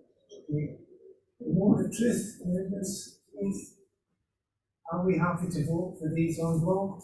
Yeah. Well done. I think we'll have a 5-minute break before we go on to Zanny. I'm switching off the live stream until we come back. Well, of the climate and ecological emergency findings that came about from the Task and Finish group that reported to the General Scrutiny Committee. There are quite a few of us on this committee who were on that Task and Finish group, and so we are familiar with it. We also have been round the houses in this one twice with the General Scrutiny Committee. So what I would hope to do with this one is to invite members, if they have any general points on the climate and the ecological emergency declaration itself at this point. And then, as we agreed at the pre-meeting, we have got a number of recommendations then that we can go directly to, because I don't want to go through every one of the 72 entries in the appendix. But before we do that, again, can I thank you for producing the report and for producing a very comprehensive appendix on where we were on the findings. I think we all found that very useful. So can I just open the floor to members who want to make general observations on the CE declaration? Councillor Watson, then Councillor Right, Smith. hi, yeah, thanks, Christoph. I do want to recognise the work that has been done on the 72. I think that when we all saw the 72 recommendation, that's quite a list. And I'm really, that is impressive with the amount of work that's been done on that. My key points relate to 4 numbers. Number 19 about manure management plans, and point 20, and I'm just going to come out now, and my point about them as related to planning is that I would really like to see manure management plans being put on planning websites for, because it's been making it available to us as parish councillors and as county councillors to actually see what the content of those manure management plans are. I've got a situation at the moment in my local parish where a manure heap is leaching onto the highway, causing a huge issue. So that would be one. And in terms of the NDPs, it would be really great to have a KPI. That's again not a recommendation, but just to say it would be really good to have a KPI within the planning delivery plan to see how many NDPs actually are mentioning, environmental and KPIs. Point 28 around the biological records. I think it's not public knowledge, and I know this after facilitating our moth event at a local village hall about the Dark Skies project, that actually members of the public can actually upload information to the Biological Record Centre. And I think that it would be great to have some more communication about this actually, because it was quite a revelation to those who attended my event. Point 30, and I do apologise to Mrs. Dewey, because I had given her prior notice, is that I'm continually frustrated with the current legislation that hedgerow, and when you remove a hedgerow, a significant hedgerow, the team has been lower numbers, but the enforcement issue is very difficult. It's actually, and I'm sure that Elizabeth would like to come back and talk about it, but as a ward councillor, I find it frustrating that enforcement of removal of hedgerows comes under ecology and not planning, but where there are greater resources for enforcement. And last but not least, with my SND hat on, is that there is no comment on environment within our reserves policy. So it talks about economy, it talks about effectiveness, but there's no, within our reserves policy, by within the one S151 and corporate, there's no mention of environment. So yeah, that's my point. We've got 5 points there. Who would like to take them up? I'm not saying that this team can answer everything that may come up here, because it's such a general issue. Because the TNF group did range widely over the whole of the council's operations, as we were asked to do, in relation to how those operations then be designed and shaped to reflect to see the declaration that we made. Liz, do you want to try and pick up some of them? Maybe try? Yeah, happy to pick up on Councillor Watson's points where I'm able. So the manure management plans that you referred to, I'm assuming that they're the ones that relate to planning applications and agricultural development. So far as I'm aware, and I will go back and confirm that with the planning team, but those documents should be published. They usually come in as part of a condition, a planning condition, so discharging condition stage. And I'm happy to take that back to planning, because usually all supporting documents are published on the website. So you can pick that up. And you're happy with that answer? I am, yeah, thank you. Yeah, it's just a follow up and follow up. What were the other points there? Listeners. Yeah, so,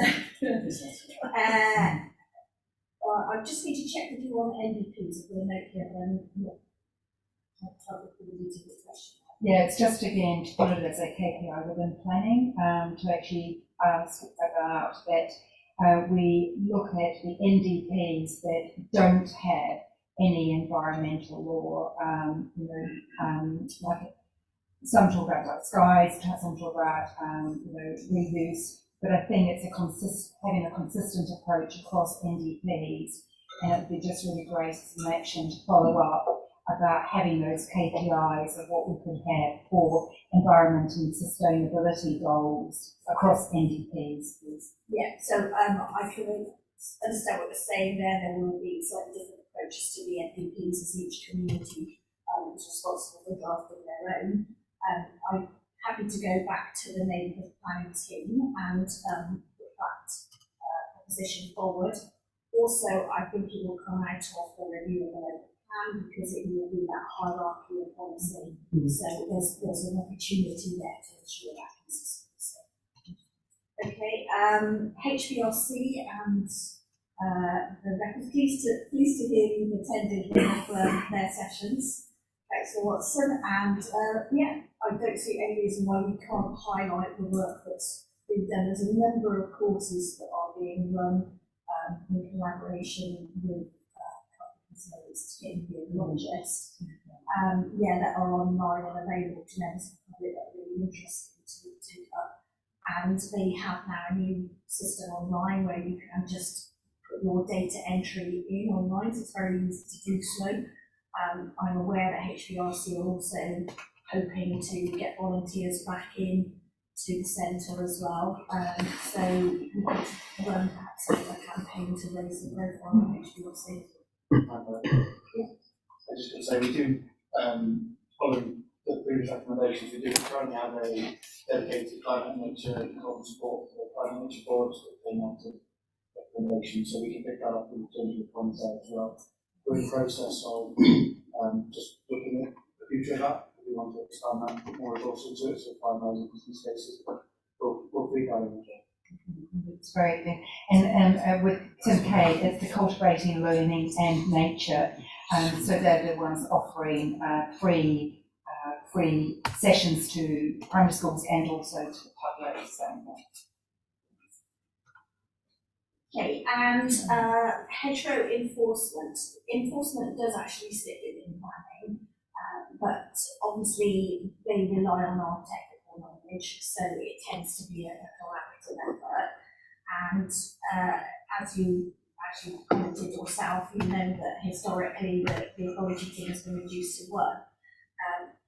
What I'm pleased to say is that we are now a full complement, and we have a graduate in post recently started and an apprentice to start later this year. I think the hedgerow regs would be very much their area of work, so my hope is that we get trained up on the regs.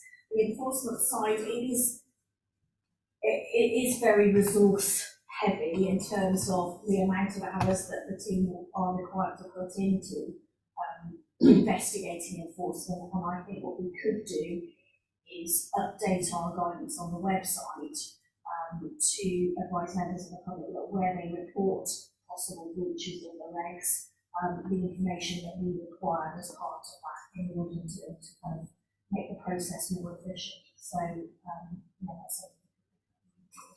And I think that'd be great, actually, Liz, because it's about that information. So we're all having to, as ward councillors, constantly having to rewrite. So being able to divert it to a web page would be fantastic. Yeah, I think it is there is a misunderstanding around hedgerow removal, and some copying often gets confused with the actual running out of the hedgerow, so it would be helpful to have that. And I think the last one is my card. Yeah, it was the last one around reserves policy. Chief, you feed that back to colleagues in finance, is that? That'd be great. Yeah, it's just an action point. Thanks, Ben. Thanks. Thank you. Councillor Swinger, and Councillor Marsh. Thank you. Yeah, I mean, for me, I was just pick up on the point that Councillor Watts was making around mini management plan. For me, the problem with mini management plans is not whether or not they're on the website, but it's where they are a planning condition as opposed to the generally within the plan. I'm not sure that we have a mechanism for checking that they're being followed, for the monitoring of manure management plans. And that's a big question mark for me, because it's not an obviously visible thing. So if we have a condition about you can have this planning but you mustn't put exterior lights, and then all of a sudden it looks like Wembley, well that's actually quite visible and we can follow up and we can enforce. But if the planning condition is a manure management plan, so my concern there is if we have no sense checking on the ground, how do we know whether or not the manure management plans are being complied with if they are a condition of an agricultural planning permission, and therefore quite important. Yeah, I wouldn't disagree with you that we don't have that monitoring in place currently. I suppose the reality of that is that we have an enforcement team that is very small and don't have the capacity to go out and do that monitoring, but that essentially is planning, so I probably shouldn't comment further on that side. As you say, in matters like lighting, we're often reliant on members of the public to highlight where there are breaches, and something like that is very self-evident. Media management is obviously an issue. So I do think that coming as part of the Environment Act going forward, and the Office of Environmental Protection, there will be that onus on local authority to pick up that monitoring, and that's something that we are going to have to engage with. It's going to just like this as it is with parenting, and unfortunately I've got parenting here, but are you happy for us to take that as an action to go and liaise with? No, I mean, I just would be really interesting in just to be kept abreast of your thinking, because I totally accept it's very difficult, but it's something that we probably want to consider. Might be interesting to watch. This is general that I think in the report we talk about net zero, net neutral, and carbon neutral. And if we really give yourself consistent, but particularly sometimes the net drops off. And you think, really? Oh, that is going to be an impressive result. We actually get an actual zero. As an overall note, again, there's a lot of emphasis on the net zero, so the climate part of the climate and ecological emergency, and less sense that we're looking at the ecological part with equal, maybe because it's more complex, but it's, I'd like to feel that we're being very even-handed, or that we are constantly aware of both elements of the family ecological emergency. And particularly where you've got a steering group working with agriculture on carbon, looking at carbon footprints of farms. It'd be great if that conversation was also about the ecology, since you're there talking about carbon. Because actually, they're almost inseparable. And maybe we need to make sure that those conversations are always about them both together. It may be that they are, it just does not reflect particularly in the report. And I was struck the other day in scrutiny management, looking at the business cases, and that the highest scoring business cases for retrofitting were discounted because due to affordability, which obviously that.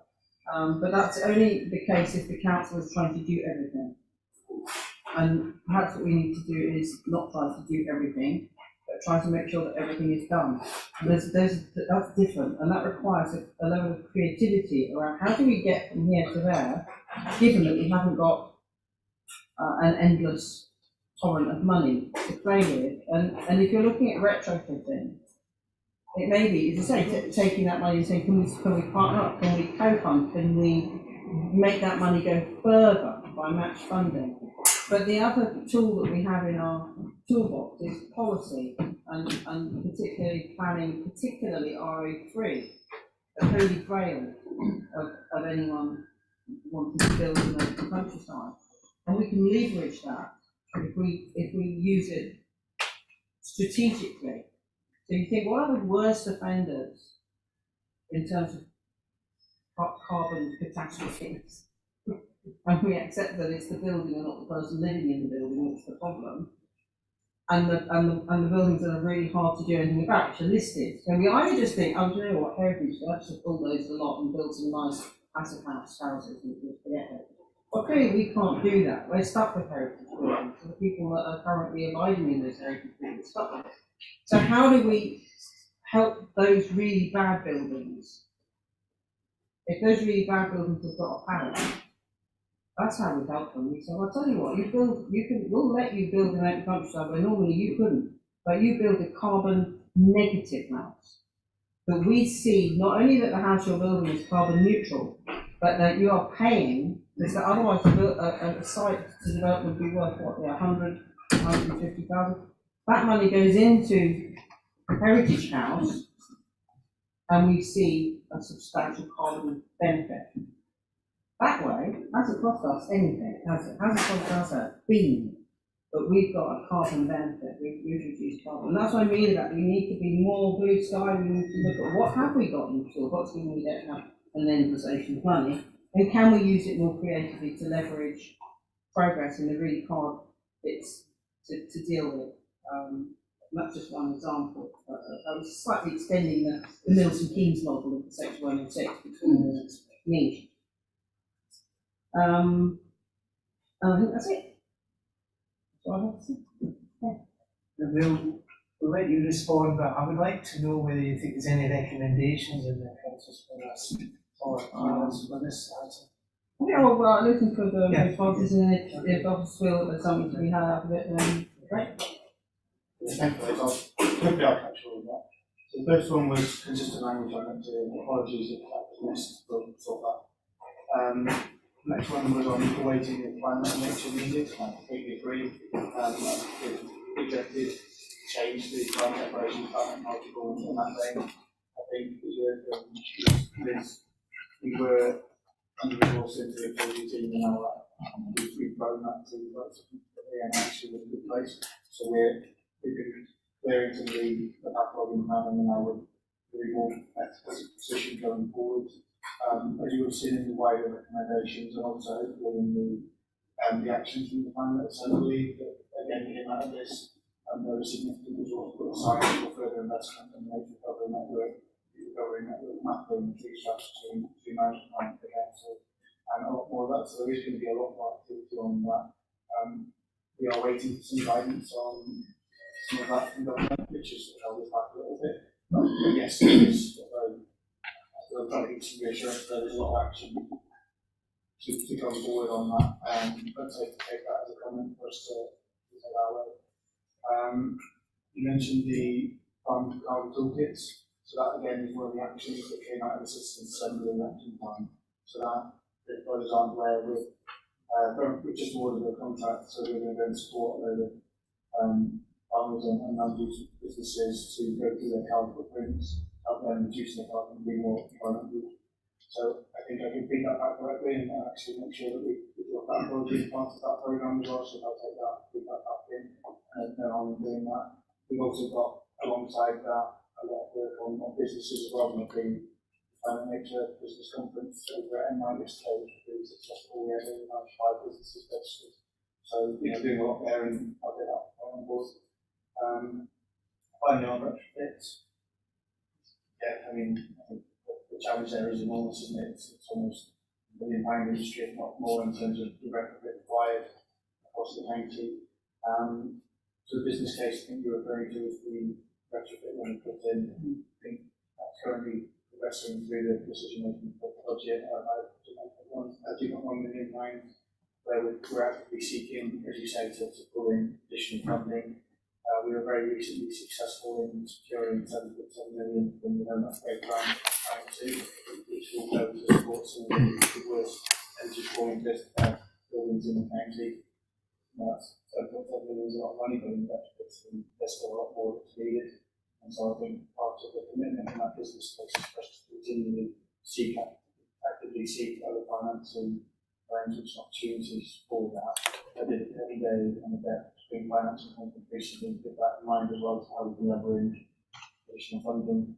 And that side, you mentioned very much the policy angle and how we can use that. And through the local plan refresh, we have been talking with Siobhan and the wider team around what options we've got there in terms of environmental building standards. I think what you're alluding to is obviously allowable solutions to planning that say that you can only do almost like carbon trading on developments so that you can get to zero. Well, that's, you're talking about the Milton Keynes model, the new builds to an offsite, to get your new build to net zero, and that's. But there's what I'm talking about is extending that creatively in a very specific way, which the other point I do apologise now. I did need to raise this earlier on. That under 29, that about soil strategy. I'm very passionate about soil. That the draft nature strategy has been shared with the local nature partnership and the Heritage Climate and Nature Partnership Board, and is due for adoption in early 2023. So nearly due for adoption this strategy. Now I've got to say that I am more than somewhat disappointed, but I haven't seen any sign of this strategy, despite it being the response to 2 notices of motion that myself and Councillor Watson put to full council. And that it's been shared with the local nature partnership and the Heritage Climate and Nature Partnership Board before it's been shared with elected members or with this committee. On that one, I appreciate there was a direct request for sharing. I can share it. I think it doesn't need to be a direct request. I mean, definitely I would put this forward as a recommendation that this committee needs to have sight of that strategy before the strategy is at such an evolved Can I just add to what Councillor Swinner said? This is a problem we've had in the TNF group when we're looking at the climate and eco-environmental declaration. Or as you know, Ben, there's no joining up sometimes in each of these initiatives across the council. We heard about other sort of boards or committees that have been set up, and yet we weren't tapped into it. So we were always having to, and I remember Councillor Sheeran being concerned about that, having to ask, can we get involved in this? Can we actually see what the outputs are? So I think there's a general issue here that we need to make sure that all the relevant parties, both elected members and other parts of the office are included. Sometimes it's better to over-CC than under-CC just to make sure that people are actually in the loop. I think that's a general point that Councillor has said, and it's one we did have in the TNF group as well. I think you'll remember that we didn't of these issues with council towns and some of the other groups that will actually work in the same field and they worry about duplication and everything else. Do you want a recommendation of that, or are we happy? Yes. I'm going to ask John, Mr. Coleman about it, because what I find really frustrating is that I know that when I've done motions, is that the officers in charge do contact the proposer and seconder and keep them in the loop about how they're progressing. I've done recently one about rural proofing, and Hilary Hall has been fantastic to keep me updated about what's happening. And I'm just wondering, I can't remember anything in the constitution for that, but I do think it's good practice. I think that, it's really just about, those who are proposing it should be informed and kept abreast of developments. So is this a recommendation about keeping elected members in the loop or something even more? To give John I think I'll let John come up with the recommendation, because he has the treatment officer and also the process for, different services. Personally, it feels more like a clarity of instruction, more generally across the council, than it is a recommendation. It's a point that democratic services can take away, as well as the officers, that there's an etiquette there that we need to instruct them clearly on. Okay. It's captured out in the minutes. Yeah, if we can have that as an action, please, John, that'd be great. Council Marshall next. Yes, I was very heartened by the remarkable amount that's been done. I know in terms of the huge enormousness of the climate and the ecological emergency, it's bad, but I think there's been lots of promising progress given the pressure that local authorities have been under for the last few years. I was very excited to see about the school travel officer, and I wonder if you could tell us a little bit more about that post and their work, whether they've been recruited yet. And even more excited that you might do responsive travel at number 42 in Leinster, that's a rather specific one, so maybe I should ask about that separately. So that's 41 school travel, 42 would love to hear about Leinster. 45 is rather beset by typos, so I hope that the authorities finally put us past the minutes, we might be able to do a bit about that. And I do endorse the point that about giving an even hand to carbon and ecology, but of course carbon is very difficult to go through, easier to measure than ecology, which is an entirely huge and different discipline, which of course not everyone, much as we would love it, will be able to talk with equal authority about. But one particular thing is that biodiversity net gain seems to be a huge option for, this is yet to be in this, and I wonder whether we could, I've been asking for some sort of briefing on biodiversity net gain for, I feel it the last 2 years. I can't remember how many times in my head, how many times that should come out. I really do think I have tried. And I know it's not directly anything, but if we could have a recommendation, it is that is a powerful lever that we will be able to use to address at least the bits of the ecological emergency that comes through climate, so that we can have another thing to remember.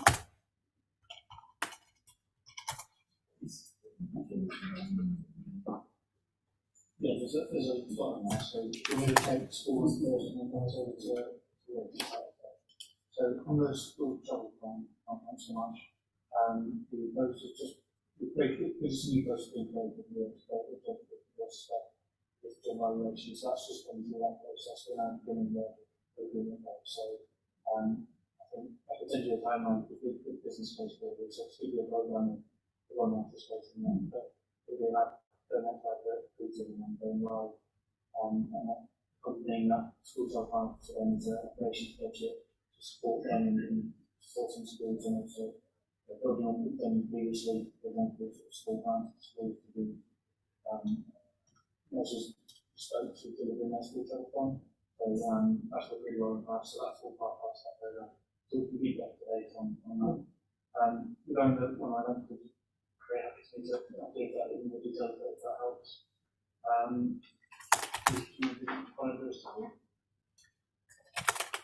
Yeah, happy to provide a brief update now on our work on the nature recovery strategy. So we are still awaiting the detailed guidance from DEFRA. And there has been a delay on that, so I think that it's in a position where there is only so much that we can do until we get that detail on how it will work and be set out in practice. However, we have been doing quite a bit of work on things, so we've been updating our national environment evidence base, which overlaps with our work on strategy. So the engaged consultants have received to provide an update on the character assessment of our open spaces within the council, and also provide some mapping on our biodiversity data sets, to highlight where we have gaps as well, so that we can inject some funding into that, some resource into that to update those. So there is all of that work going on behind the scenes, which will then hopefully feed into the strategy and the macro that will need to sit behind the biodiversity policy. Fran within my team is currently working on the policy side, so we are looking at other biodiversity net gain policies across the country and drafting our own version to reflect what we want in Herefordshire. And just thinking what else we're doing to support that. We've been involved in the project that was initiated by the Wildlife Trust on European wildlife sites review, because that has been undertaken for nearly 30 years now. So we're feeding into the panels on reviewing those, assessing those, and we're hoping that we will have some funding going forward to continue that review on a rolling annual basis. So I know we often don't have a chance to report on it, but it is all very important. Before I bring in Councillor Gandhi, did you, John, like to just clarify that if there's some council Yeah, I think that's more an action, because the council has a series of member briefings and we'll be able to you get it in the minutes? Yeah. Councillor Gandhi, and then after you will go on to specific recommendations. Well, mine really was a specific recommendation. Is it? Oh, well, we might as well start then. Okay, so my understanding is that, from Scrutiny and your meetings, that there are a number of projects that were business cases that are coming forward that probably will not, in the end, see the light of day due to the financial situation. And I think Councillor Swingle has commented earlier on about the issue about blue sky thinking and looking at what perhaps other authorities are doing in similar situations to try to deal with the climate and ecological emergency in a different way to perhaps the way we're looking at it. Now, I recognise that in a time when money is difficult, but there may be some and several projects that are really important to us. I have to say I'm a little concerned that I think there may be some members of the Cabinet who perhaps do not recognise the climate and ecological emergency to be quite as important as perhaps some other members of the Council do.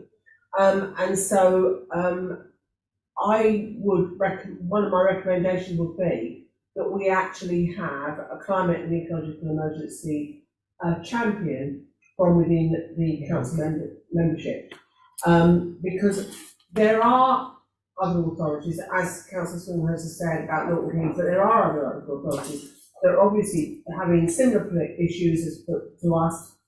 There are other ways of dealing with things. There are ideas that possibly officers haven't got opportunities to look at or don't want aware of, and I just think, well, if we've got a champion for over 16s, which is an important issue, but we haven't got a champion for something as important as this, it seems very strange to me. So I would put that forward as a recommendation, that person then could be looking at specifically what other parts of the country are doing to try to resolve some of the problems that we've got, and we're saying we can't afford to fund. And we put that to full council, with the full council to agree. Yeah. Yeah, so we,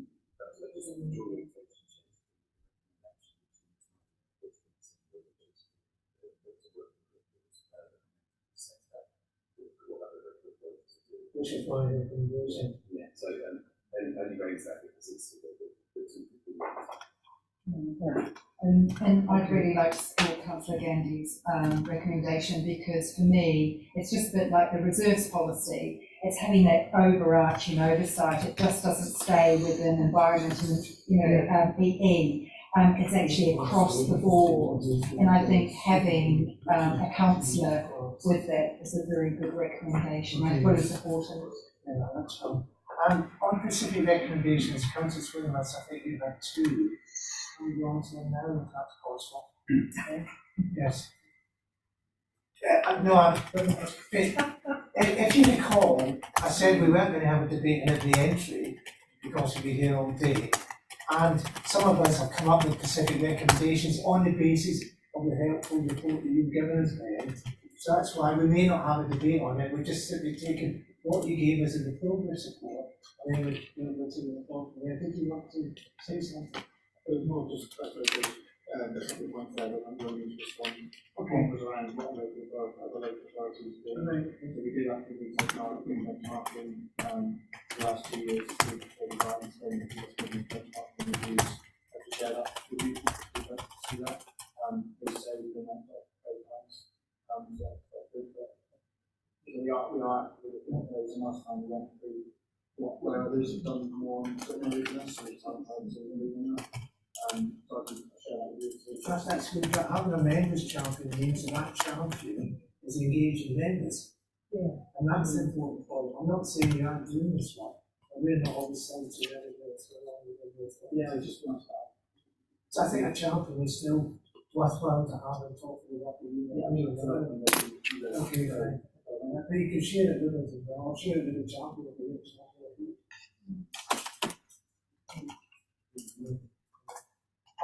Councillor Swin has you've got two specific requirements.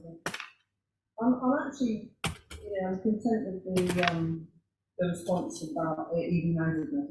I think we dealt with that, and it's just kind of awareness. Leveraging advantage when we talk about carbon, to talk about outside.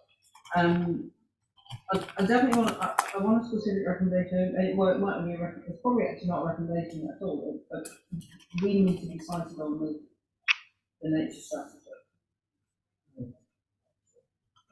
It's not a recommendation.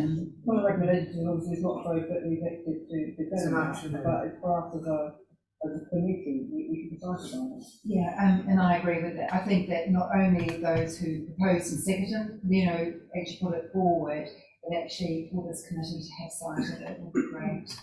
We're going to have a number of actions in the minutes, aren't we, Sandra? So we'll pick it up there if that's all right. Okay. Councillor Marsh, would you have any specific recommendations in relation to the entries and so on? I hugely welcome the idea of scope travel instead of others, because I think they can in this event, and we've noticed biodiversity not done in action. So I don't think there's anything else. Anything else? Okay, fine. That just leaves me. I have one recommendation on entry 17.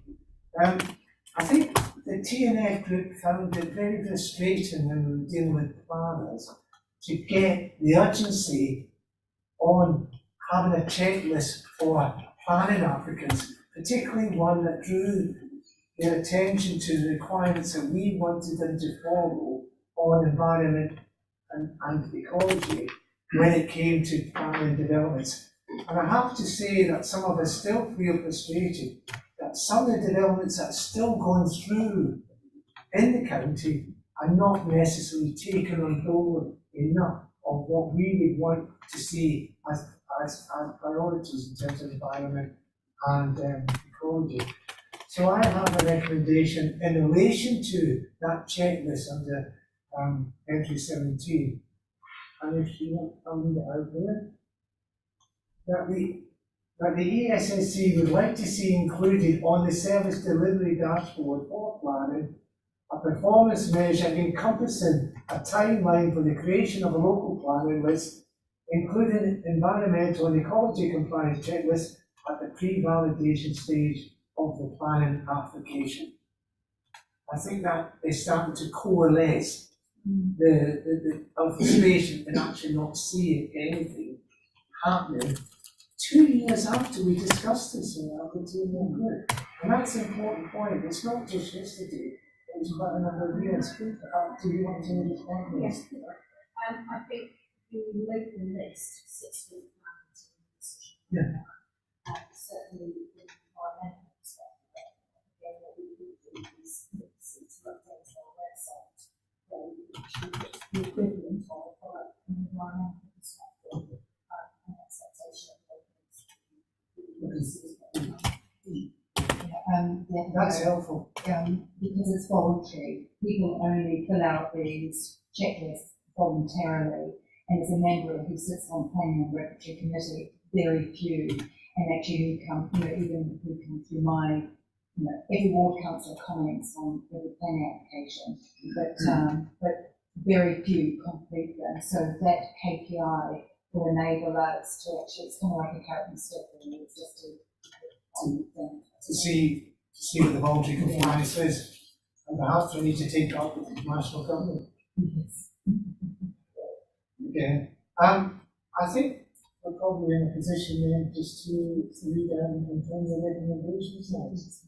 And then I'll let officers go.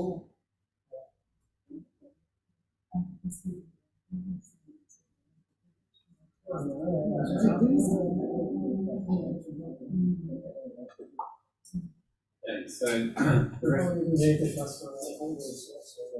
first recommendation that committee decided on, that's fully that chair is referred that one out. The only other recommendation that I think was formulated with that climate and ecological emergency champion is appointed to look at what practices other local authorities are leading on with a view to informing and influencing the work of various. I think the only amendment is that it should be elected only.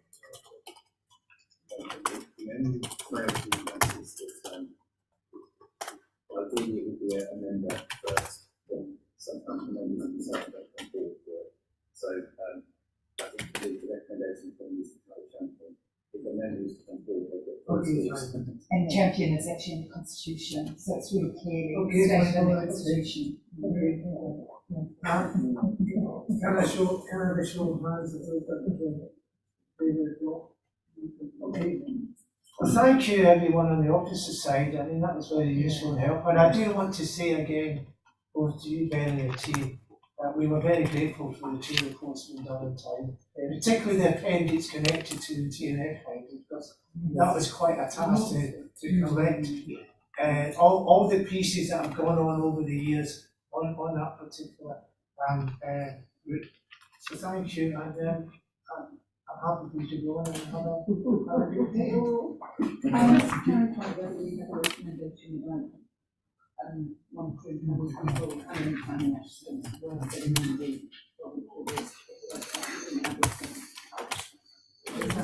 That's all right, we can discuss that. That's But that would be a recommendation. I think it would be, I think we could do it as an action, in terms of, yeah, I know it's a recommendation, but it's kind of like as a KPI, I have to mention how that, but I have to decide how to do KPI first. Yes. And then, yeah, maybe, for me it's high, maybe, Is it the KPI first or essential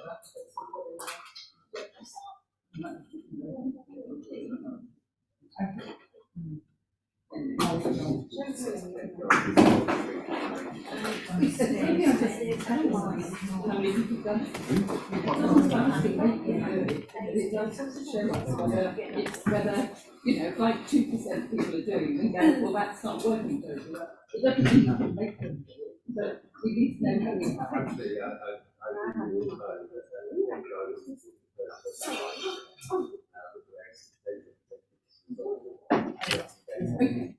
So we've got that to reflection.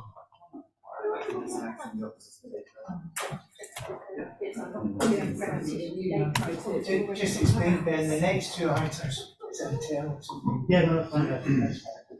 We're not cutting you out the loop after asking you not to cut us out the loop.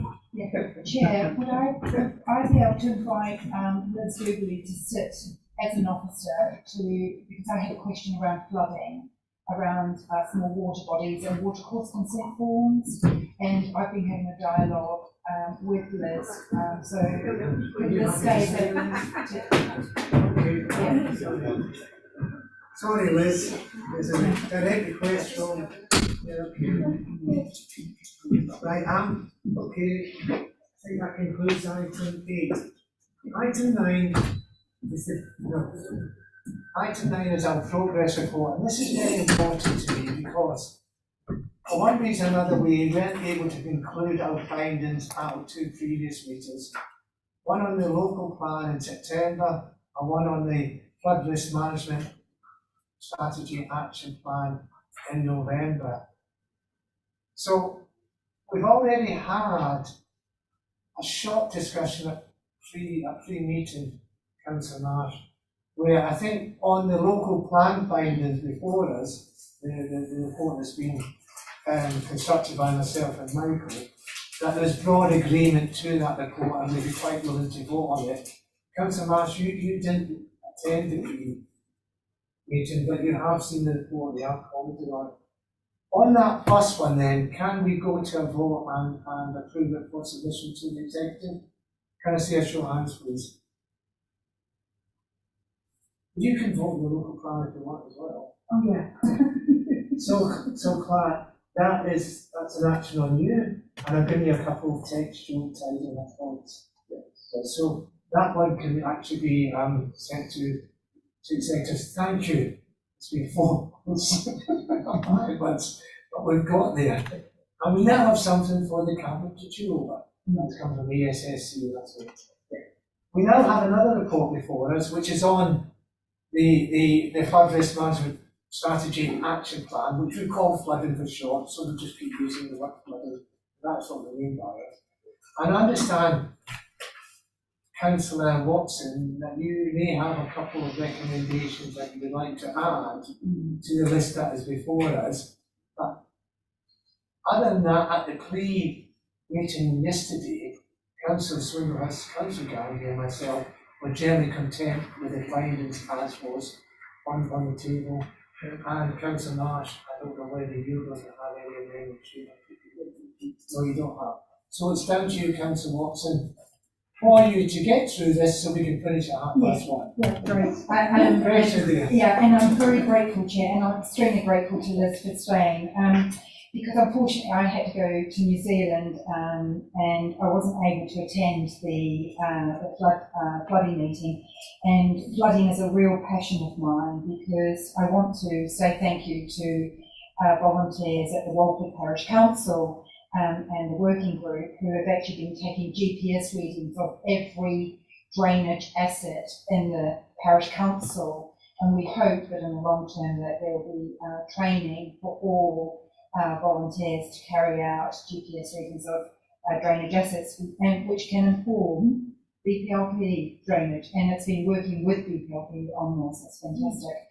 And I would really like to talk about the small bodies, the watercourse consent forms, and something that I would like an action to be taken forward is for biodiversity net gain to be included within water consent forms, because I've unfortunately had a riparian ditch, a brook, that was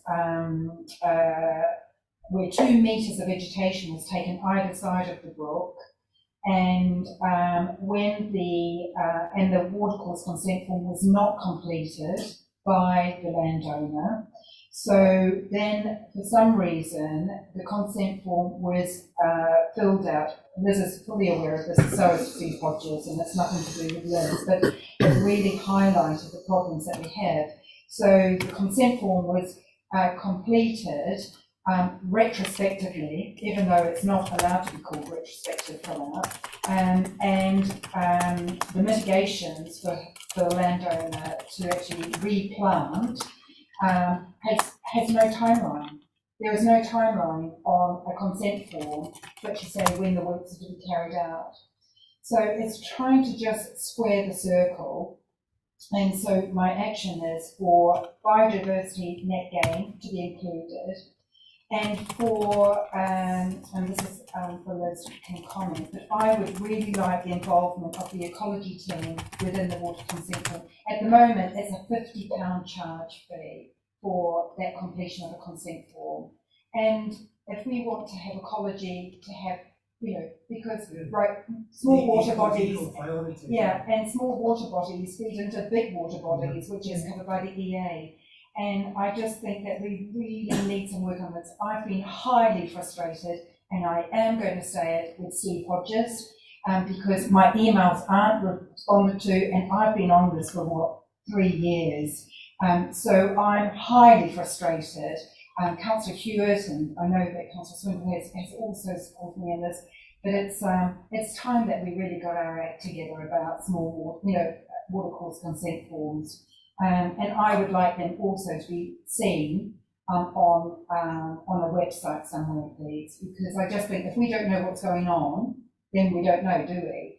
And so therefore ward councils have been informed afterwards that work's been carried out, and they might be perfectly legitimate, but when they're not, so it will also help officers as well. Sorry, I get my rant on that one, but thank you, Chair, for allowing me, and thank you, Liz, for listening.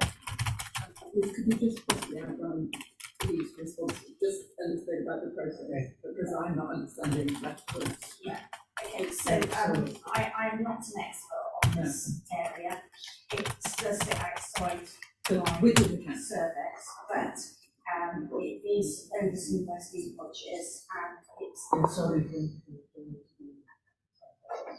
It's just a point of order, really, that we shouldn't really be naming officers. We should be just explaining the service area in relation to fire service. I apologise, sorry. Yeah, so as I was saying, it sits outside my service area, and the watercourse consents are undertaken by the drainage team of our team.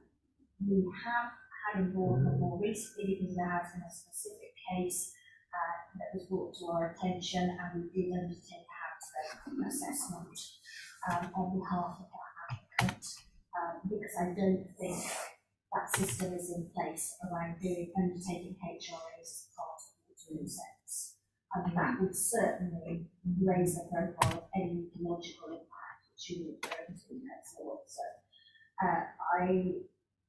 It wouldn't normally sit with our team to undertake the HRA. I would assume it would be part of the BLP's work sitting alongside the watercourse consent. But either way, there's no reason why we couldn't review the HRA that's been undertaken in the way that we have done with some highways work. So BLP have submitted a shadow HRA. We've actually undertaken the HRA and fed back, so that therefore we're acting as a competent authority. That could be a way of working with people just to ensure that all of those impacts are considered. I would really like the watercourse consent form to be totally reviewed. I've given, to the appropriate officer all the details of what goes on in another authority, which is very. But I would really like. So my recommendation is that the Heritage Council reviews the watercourse consent form and involves the ecology team and looks at how we link it up with not only between the flood risk management strategy, but also the nature strategy, please, because, the boundaries of a brook are just as important, like next to a hedgerow. The verges are key. So, yeah. It's a finding of the boundary. Do you want to see that again? Slowly for sure. Okay. The Heritage Council reviews the watercourse consent form and involves the ecology team and No questions. and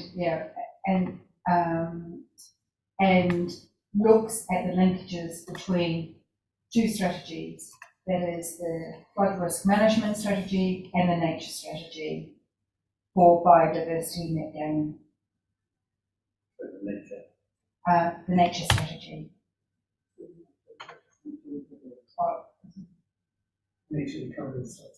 Nature strategy for the council strategy, for the county-wide strategy, local nature recovery.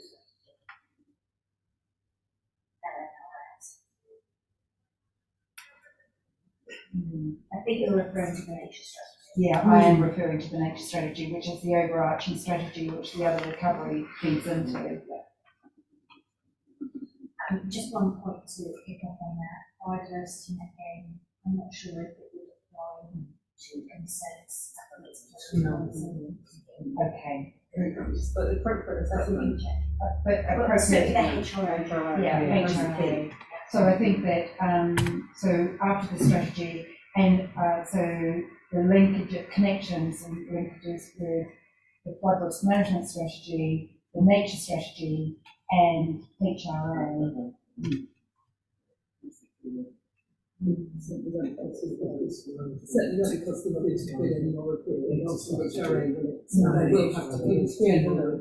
Although, I guess We don't some use an people acronym, we need to use, we should use that.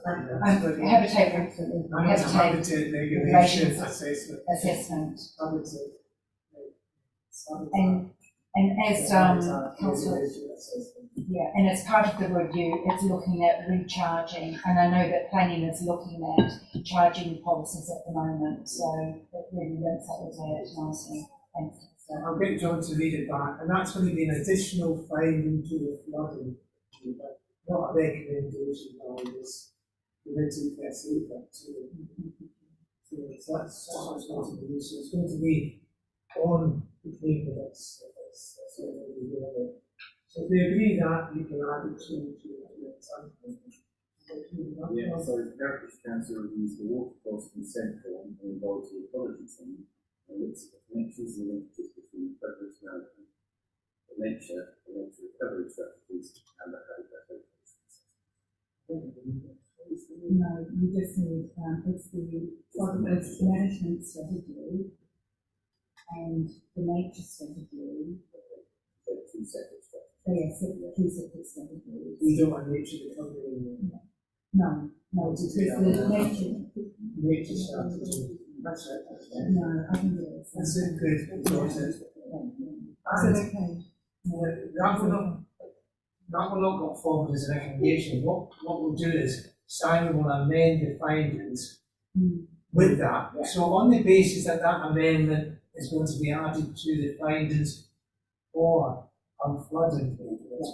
Are we happy as a committee now to submit that to the executive? I'm very happy, thank you. So we've got two now, well done.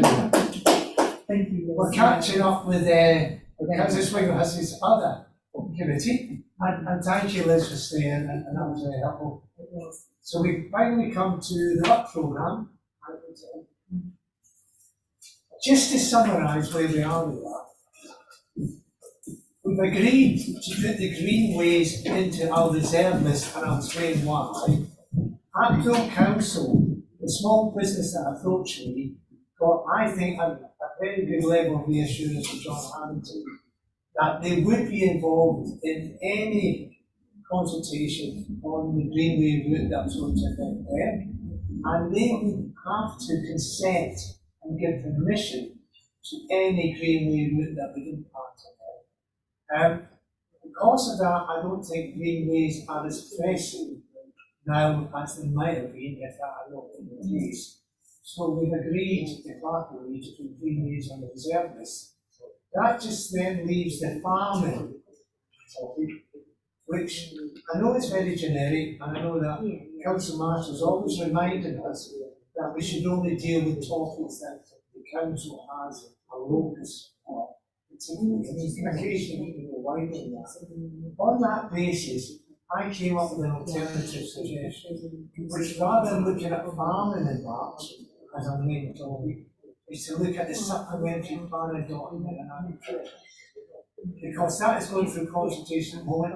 I suspect that will pick up on most of the environment and sustainable issues that it doesn't, not enough. It's very specific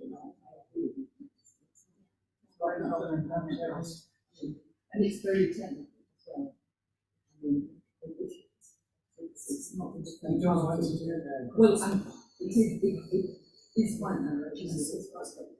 And I think that they're thinking about them being which is already been. I mean, it was meant to be already been issued, and I think it was. Put that, which is Chair, is it possible though, as a subject, to talk about agricultural, not just basic, it's not just, the supplementary document, but could we just look at specifically around agricultural building, well, perhaps we can look at that agriculture and the council actually intersect rather than the what do we think about that? Just like the colleges that Farm and Community Council June, one of our meetings when we were discussing what to do on the work plans. There is a lot of issues around agriculture. Okay, so I want I'm trying to reflect that in our work program, but we have got just this generic topic, and it's difficult to. It's difficult to actually. I don't know about Councillor Gandy and Councillor Spindle's field, but for me, I think that looking at where the council and farming, like planning is a really good one. Councillor Spindlehurst and I had a motion in October 2019 actually about an issue, and I think that how you frame it in terms of, but I think that looking at the intersect between where farming and council, that can cover like what we're finding now with the new management plans with, inefficient buildings, like the SP, the class 3, class Q. The difficulties with them, and the other option is agreement funding, we could, working on the figure and plan at the moment, perhaps we could, at least we have that competency. I'm not saying farming is important, I'm just thinking that we've worked so hard to get reports for things that are considerably more obvious. And Purda as well, that's the other thing, is that it's the start of Purda, and, But it has to be manageable, I think. On reflection, farming is just too generic, and we will not get a report that's going to give us justice on just having a topic like farming. Let's look at the green economy, which after all would include agricultural and agri-businesses. If it doesn't, it's something horribly wrong.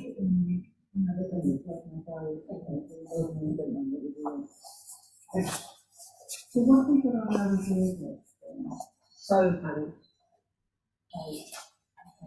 When you affect struggling, and the implementation of the solar panels into, because it's too technical, it's too technical. It won't cover what we probably want. I think about chose. And I think that's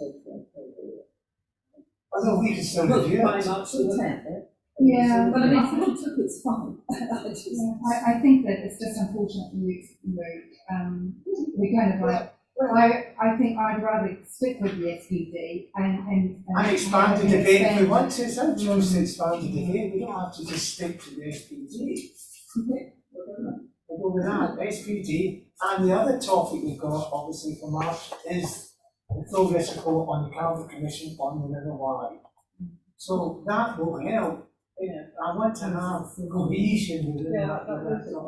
So we'll stick with the SPD then, and it doesn't mean we'll just be constrained by that. We may need to be better in how we actually perhaps through some of this.